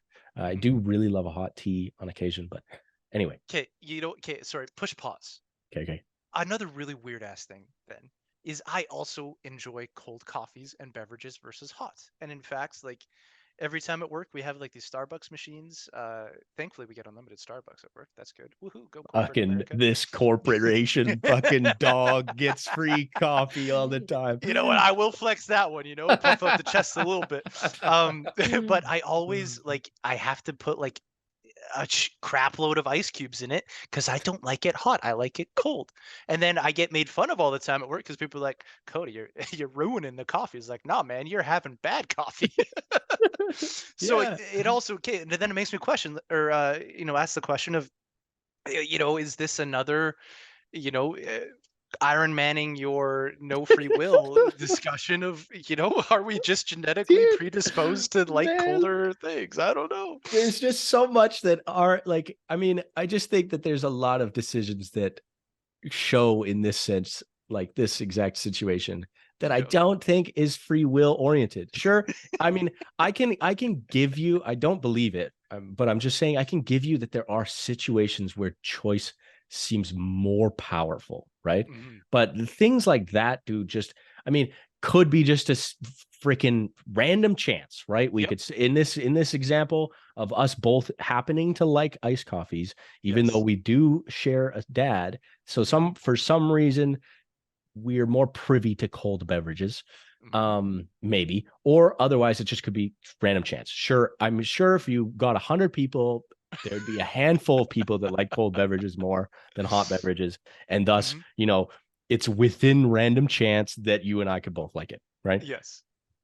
But there is something to it, and it's weird, man. There I is mean, something to it's it. it's a weird feeling. It's a weird situation. Me and Zach, my other brother, Zach's my full brother, same two parents. He's younger than me, so then therefore way younger than Cody.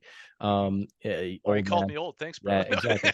Um, Just kidding. no, but Zach and I, my younger brother, all talk about it all the time, and we joke about it. Is that movie Pacific Rim, where you have to find a partner. You can't pilot a Jaeger by yourself. You need two people. You can't Right, pilot right. this giant mech suit with one person. You need the power of Hmm. two brains. But to get the two brains, those two brains need to be completely drift compatible and have to like Hmm. absorb all the memories and feelings and thoughts and blah blah blah of Yes, all the yes. other person, and they are moving as one, basically one being, but it's just connected because of the fact that they're drift compatible.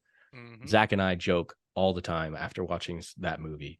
We joke that we are 100% drift compatible. Like, if we needed to pilot a Jaeger, dude, I would not want anyone else besides him on my side. Like, Yep, you know, yep. it just works, man. It's fucking weird. We go through so many crazy moments, man. I swear, the best example I could give you is literally a moment of I get off work early. I'm Hmm. sitting at home. I'm like, you know what? Today's kind of a fucking pizza day. Okay, Or, okay. well, actually, there's a specific example. It's actually better. It's we did the same thing, but anyway, I'm thinking I'm at home, same situation. I'm sitting at home. I'm like, I really would love a Dairy Queen Blizzard, dude. Like, I'm thinking I want some Dairy Queen ice cream. I don't want to fucking go get to the grocery store and get a Hmm. tub. Hmm. I want Dairy Queen Blizzard. My brother, this is a literal thing that happened. Yep. 5 minutes later, from me having this thought and kind of still thinking about going and getting one, he Hmm. calls me and he goes, "You want a Blizzard, bro? I'm gonna get a Blizzard." I was like, "Get the fuck out of here, dude." Right, right. It was so fucking like, shut the hell up. You read my mind and we're kilometers apart, dude. Yes. Like, we Yep. haven't seen each other all day, and yet for some reason, both of us Hmm. wanted the exact same thing at the exact same time. Oh, So dude. funny. And hey, man, this exact point perhaps gives further credence to my original proposition at the start of how do we, proactively get more present or enable ourselves to be more present in those moments. And maybe it is relationships. Maybe there's like a different, higher level of connection, whether it be through brothers or Right? intimate Yeah. relationships or whatever, that, help us really enjoy that damn blizzard. Oh I don't man, know. I need to like. I mean, look, we are gonna go for 16 hours, like 100 hours of conversation, because like there is so many tangents. I want to talk about right there after you said that. Hmm. I want to Hmm. talk about the fucking idea that my family has thrown out once before, and I've really like Hmm. kind of thought that was really cool. Not that I believe it, but it was just such an interesting and fun idea. Is that Okay. there's this idea of a soul group. So first of all, Ooh. the hypothesis that we have a soul, and Hmm. then the second proposition one, we have a soul. Proposition two, that soul is tied slash linked to all the people in your life. Yep. And so during a reincarnation kind of phase, each one of the souls is still the same person that you saw in the last life, but in a different form. So Hmm. like I am my mom's son, but in a different universe, I might be her mother, right? Like Bro. in some sort of crazy thing, right? Oh, Or yeah. like, and it kind of gives this really interesting, like, whoa, that's so cool, and also like such a fun idea. Let's just like you Hmm. throw it out there, and we play around with the idea. And one of the things that I loved the idea of because of my ego, is I always felt a little bit predisposed to wisdom or love Mm-hmm. of wisdom, philosophy kind of thing, right? I Mm-hmm. love it. So I was predisposed to it Okay. in a sense that made me feel like more of a grandpa than anything, Mm-hmm. right? I'm one of the younger Old soul. grandkids, right? An old soul, that concept Mhm. of that kind of thing. And it made me always think when I heard the soul group, I was like, I feel like maybe I'm the grandpa of most of my family. If the soul groups are a thing, I'm Yep. the like, and maybe not grandfather, maybe grandmother as well, like a combination, but I'm one of the older souls in this soul Mm-hmm. group. It Mm-hmm. just felt more applicable that way. And I mean, that, like I said, it came from a little bit of an ego, right? There is Mm-hmm. this sounding of me somehow being in a patriarchal or matriarchal sense more powerful than my family Yes. members. So Yeah. I Yeah. want to try to dissuade that idea. It wasn't trying to be more powerful. It just Mm-hmm. felt applicable. But I loved it. I ate that shit up. I thought it was so fun, and it explains so much. My grandfather's not soul wise, not my grandfather. Mm-hmm.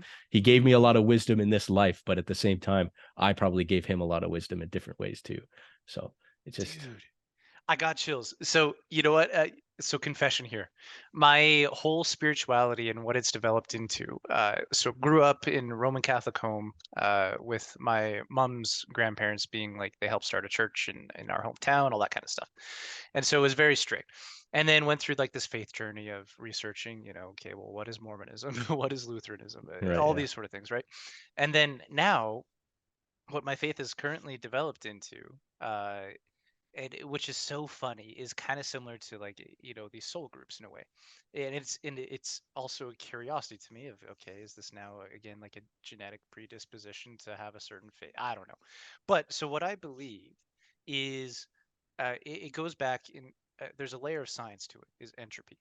Energy cannot be created nor destroyed, it can only be transferred. And so I view the souls as a form of energy that we can't necessarily touch, but we can sense and feel that it is true and it exists.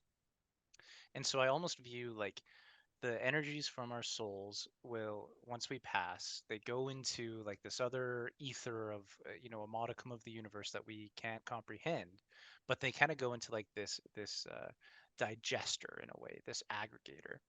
And so it's almost like DNA in the sense of you have the four main building blocks of DNA. How all those four building blocks get put together into the extremely long strands is so different. So pieces of our soul, these energy pieces, make up those building blocks, and they can be built together in different ways and forms. And so the ultimate end state is like this enlightenment of the greater. I view it as more like this thing that's in the ether of this modicum of the universe is kind of like this giant tree, and where Okay. the tree will continue to grow, and the leaves that drop are the individual souls off those branches, and those souls will experience life in the universe itself and go and learn and test things and try things in their different formations of like the DNA strands. And then once, that leaf eventually dies and decomposes, all that energy goes back into the tree.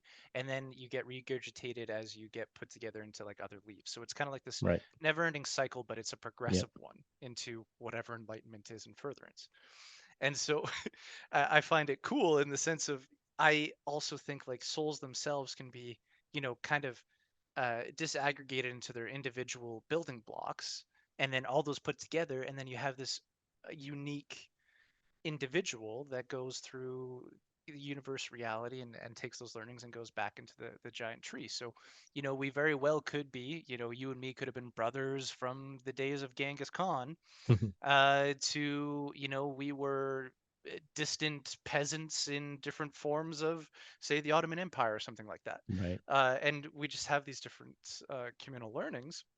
And I think that also might lend to also further support, or, Iron Man, the idea that there is old souls, because maybe, the soul that you and I possess has more of these more wise pieces, building blocks put into them.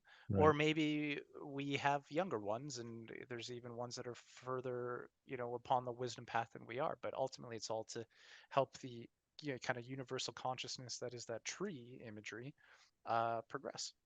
Yeah. Yeah. Anywho, uh, It's the Norse mythology of like the Yggdrasil or whatever, yeah, the yeah, yeah, yeah, yeah. world In a tree. way. I got Hmm. to get a freaking tattoo of it now on my back or something. I got collection of There you Norse go. mythology on my arm and back, so I might as well keep adding to Yeah, it. seriously. No. um, I mean, I got to get Fenrir on my chest. That's next. But That's badass. That yeah. is. But yeah, so frick, dude, I love it. And we got off a tangent. I didn't even get to my point. I want to just backpedal like pretty far now. It's been like at Yeah. least 10 minutes. Um, backpedal to me talking about this fun thing I did at restaurants and whatever. Me Yes. Yep. yesterday getting a coffee. I uh went through the drive-through and I talked to the guy and I was like, I'm gonna get a coffee that you would get, right? Okay. I asked the person who I'm talking to through the Mhm. microphone or whatever, that I'm like, what would you drink? What coffee would you have right now Mhm. if it was hot and sweet? Or Mhm. what would you normally have in the morning? So Right. I'm kind of leaving it up to in for lack of a better word, a chaos. I want the world to determine for me. Mhm. However, I did leave parameters, so there is a level of my control over the factors, so that I make sure How that it's a dare you? good. Yeah, I mean, son of a bitch, man. I can't be completely random, can Relinquish I? control, Shay. Fuck. Yeah, you know what you're touching on, Cody? You're touching on my biggest fear. Okay, it's a lack of control. Okay. Uh-huh. I understand. It is the one nightmare the one aspect of all my night terrors and nightmares that has been consistent throughout my entire life is everything is a lack of control. Or every one of those has been a lack of control. Would you Um, ever give way to like a hedonistic phase in your life? um, I part of me wants to say I already have. Okay. Um, like just in one point of it with Yep. like in university, I was a complete hoe. Okay. And I just Okay, okay. there was very little semblance of a relationship, like a partnership, boyfriend Okay. girlfriend type Shay that you have right now in front of Yeah, you, yeah.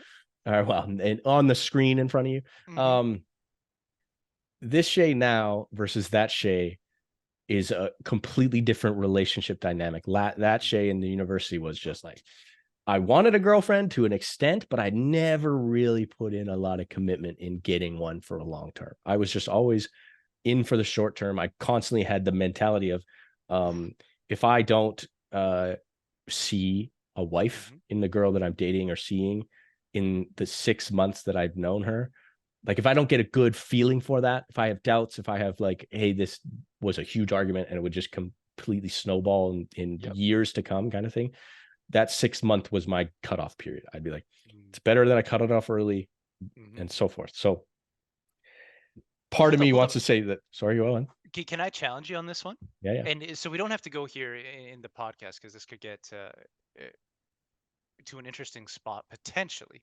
But I would challenge you in the thinking of was that truly hedonistic, or Mm, was it a consequence of potential previous trauma and you trying to assert a certain level of control over those relationships, of which you could potentially introduce a lot of harm and destruction into your life by the heartache and the loss. And so you could approach it from a view of I was being hedonistic, I was pursuing all these women and cutting it off at a certain point. But actually, was it, under that layer of thought, actually you exerting further control to try to protect yourself? mm, You know what I mean? you son of a bitch. I'm sorry. No, but I wanted to immediately say no, it was not true hedonism. And Hmm. I do want to question what would be true hedonism. Is it in this sense just completely going off of complete desires? I want ice cream, I get ice cream. I want to go for a walk, I go Yes. for a walk. I want this girl, I go for this girl. Like because the question that it's like there are certain facets in your life that I would argue completely negate an option Hmm. almost in getting there, right? Like there's certain barriers, even just in a sense of like, I want this food, but financially speaking, I can't get it. So Hmm. I fundamentally couldn't do the thing that I wanted, the desire, because I just have a restriction there. I Yes. want to go see um I want to go see our dead dad. There's a Hmm. restriction there. I cannot do it. The hedonism, if that is an example of it, it's kind of flimsy on that one. But Yep. it's still, there's so many limitations that I don't think I don't. This example of me sleeping around is probably the best, the closest amount of large amount of hedonism I could pinpoint in my life.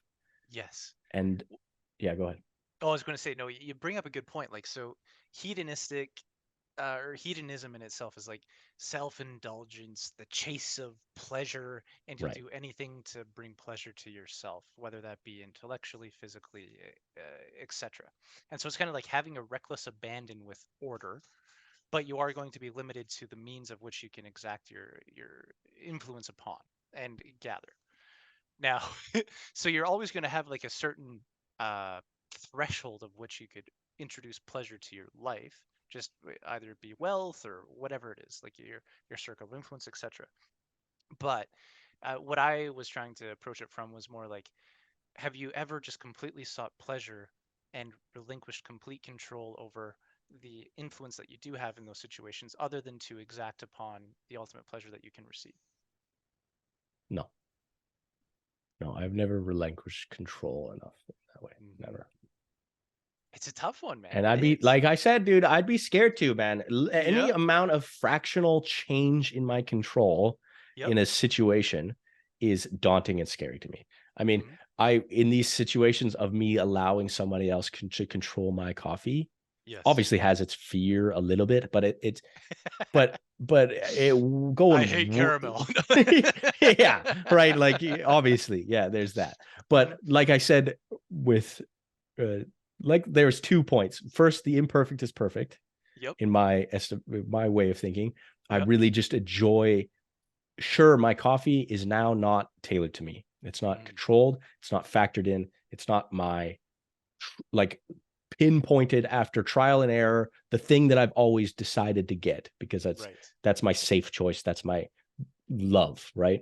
Yeah. Yeah. Yeah. But um there's that aspect of the perfect is imperfect, but at the same time, I love trying new things, and I have no restrictions on my food choices and stuff, and I enjoy the aspect of, or part of me also enjoys the aspect in those situations of just putting a smile on the person's face, Hmm. because Hmm.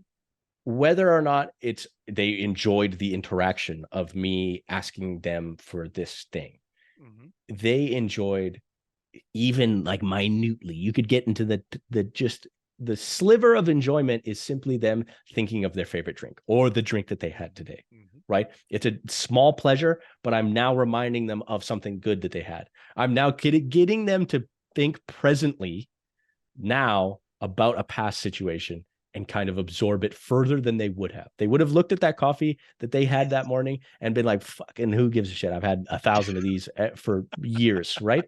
Yep. But because that son of a bitch Shay decided to go, hey, I want that. And then they go, wait a second, you want what I have? I'm like, yeah, so long as it's sweet. That's my one restriction. I like my Yes. coffee sweet. It doesn't have to have cream, doesn't have to have milk. In fact, I mostly often choose to seclude or remove those, Hmm. being slightly lactose intolerant. Um, but it's like, it's, yeah, I love it. I love it. It's just fun. It's enjoyable for me. I try new Yes. things and I put a smile on their face most of Hmm. the time. And yeah, Well, the other layer to it too, I think that is also introduced in those situations, if we want to go even a layer deep into like the typical psyche of the average human. I mean, you get into the dark triads, right? Essentially, oh yeah, Machiavellianism. yeah, yeah, And you yourself in those moments are giving up a modicum of your control and letting the other person assert their control over your own domain. right. And so, one, yes, you're giving them the pleasure of them thinking of, their favorite food or drink or whatever, but then you're also giving them the pleasure of being able to control your reality for that moment that you're having that dinner or that drink. And I know Machiavellianism isn't, the dark triad has its own discussions around it. And, Yeah, it's argued if it's present in everyone. I think there is a certain degree that it is present in everyone. So you I kind would of agree with appeal that. to that certain aspect in them as well in those interactions. And it's a fun one because you're willingly doing it, and then they're willingly taking it, but you've also given them the option to have that control, and it's a fun one. Any mind would, even at a subconscious level, I think, be attracted to that dynamic.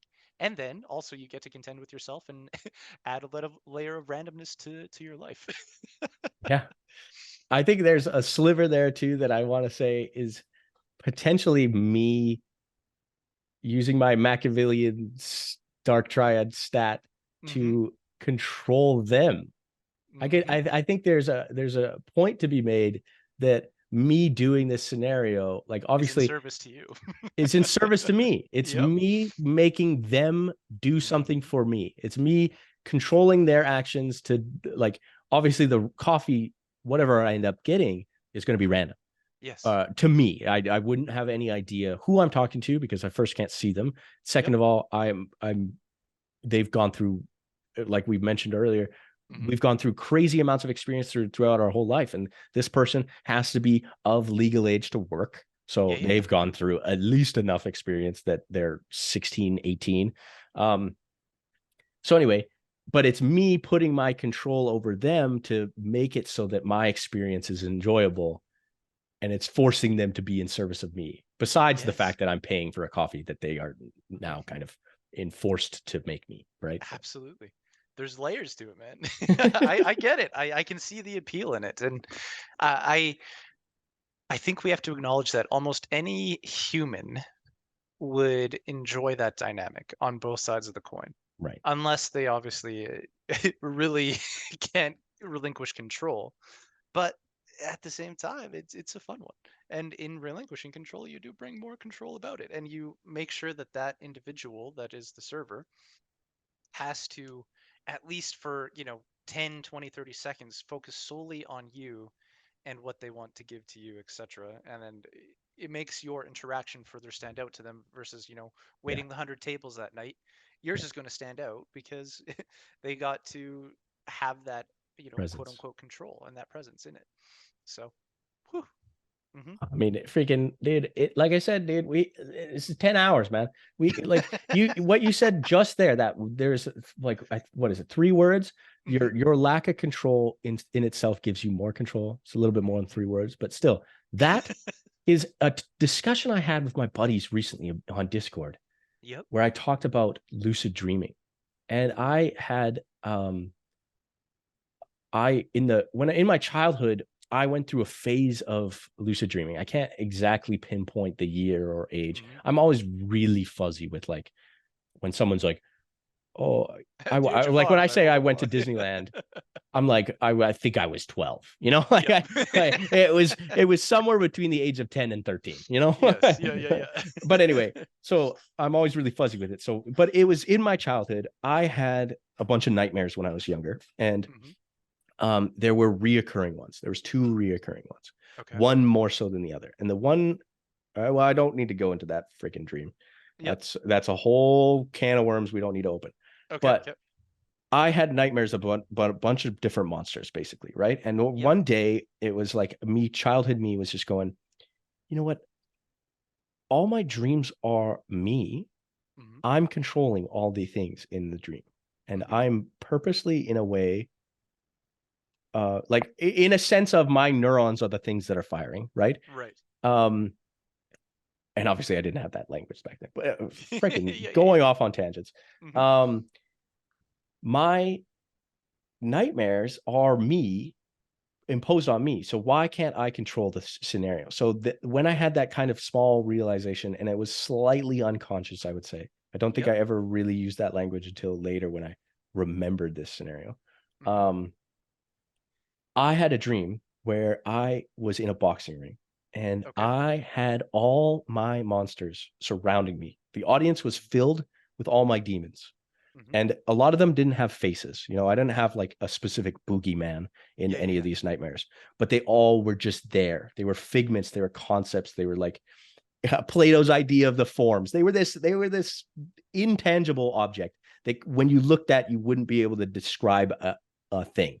Right. But I grabbed control of the dream and I dragged each and every one of them into the ring and I Mm, beat the ever loving shit out of them. good. And when I did that, when I finished that dream or finished that Mhm. segment of that dream, I had weeks of lucid dreaming. And Okay. going to the point of the control, lack of control is control. The reason I remember this is because for the first week of fluid lucid dreaming, Mhm. I was desperate to try to find a way to master an image of me that was me. So, Mm, like my dream version of me, if I was to look in a mirror in the dream, I mhm. wouldn't ever look like me when I wake up and look at myself in the mirror. Mm, And it was a confusion, and I needed it to be accurate. I wanted it to be me because why else would I fly around with my lucid dreaming powers if mhm. it wasn't me in my childhood brain? Mhm. And I tried my hardest. So like examples were like my ears were slightly too big. So then I would shrink them down. I'm Mhm. fully lucid. I am a master. I'm a freaking AI controller of this game, and I have full power of everything. It was Mhm. so much fun. But I would shrink my ears. But when I would shrink my ears, my nose would get bigger, Mm. or my lips would get misshapen. My eyes would not be symmetrical. Whatever. Mhm. Small little things would constantly move every time. It's that stress ball that when you squeeze, it bubbles out on one side, and you can never, if you push that bubble in, it pops out another way. It Yep. has Yep. to, right? Um, and only until after a week of trial and error trying to control my body or Mhm. master the image of me, I said, screw it. There's no possible, I've wasted all this lucid dreaming on trying to master this image of me. Mhm. And so I relinquished control. I let go. I was like, I'm no longer going to keep trying to pinpoint these errors. Mhm. That's when I looked identical to me in real life. It Mm. was a weird, there's some seriously deep philosophy in that child at that moment. I mean, like I said, a lot of this wasn't at the time of me doing this. It was Mhm. just me being a child and experimenting. But afterwards, and since now as an adult, I look back at those moments and I prescribed them to different experiences. And this is one of those. So Totally. The imperfect in the perfect it is did.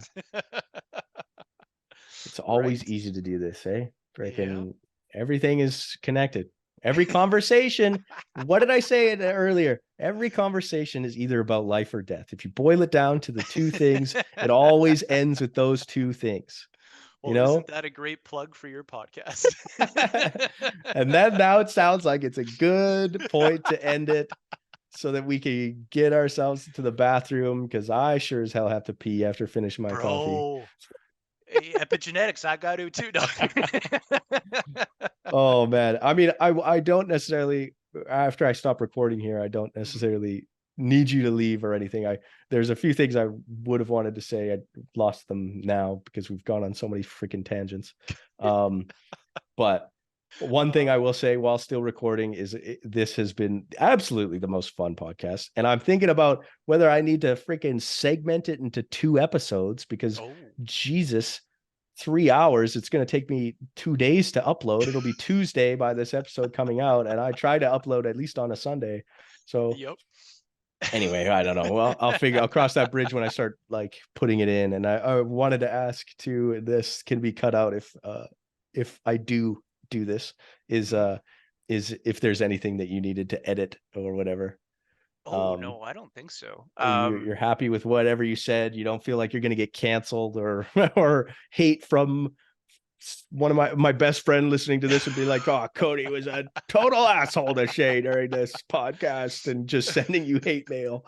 No, I'm just kidding. That wouldn't Well, you know happen. But what? Like at the end of the day, if that does come to fruition, and maybe I need to be corrected on certain parts of the interaction, I don't know. Then I actually welcome that, right? right, yeah, I agree. That's how we progress. You know what I mean? So, am I worried about being canceled? Not really. I mean, I think also like this. I think people need to understand that this is a snapshot of who quote unquote Cody is today. Right, Just like you had the snapshot of who Cody was at Jack's wedding, right. um, or Which who was Cody wasn't which was really. what like it was 8 years ago. So for Yes. perspective for everybody, that was 8 years ago. We both of us have gone through a vast amount of development. Yes. Exactly, right? And so like it's going to be a snapshot of who I am at your episode 3 or 4, whatever this is.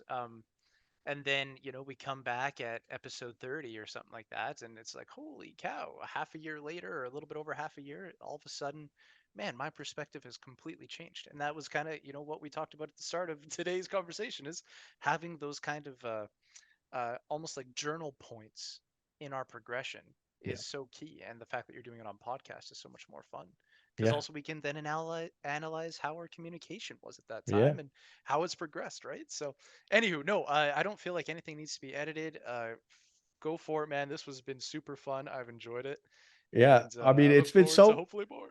it's been yeah, exactly. It's been so fun that I'm like, Cody, can you be a co-host? Can you do this every weekend? I know you're too busy of a man for that feasibly to be a possibility, but it's one of those like it's like damn it, dude. I've always been thinking about like I probably do need a co-host, Hmm.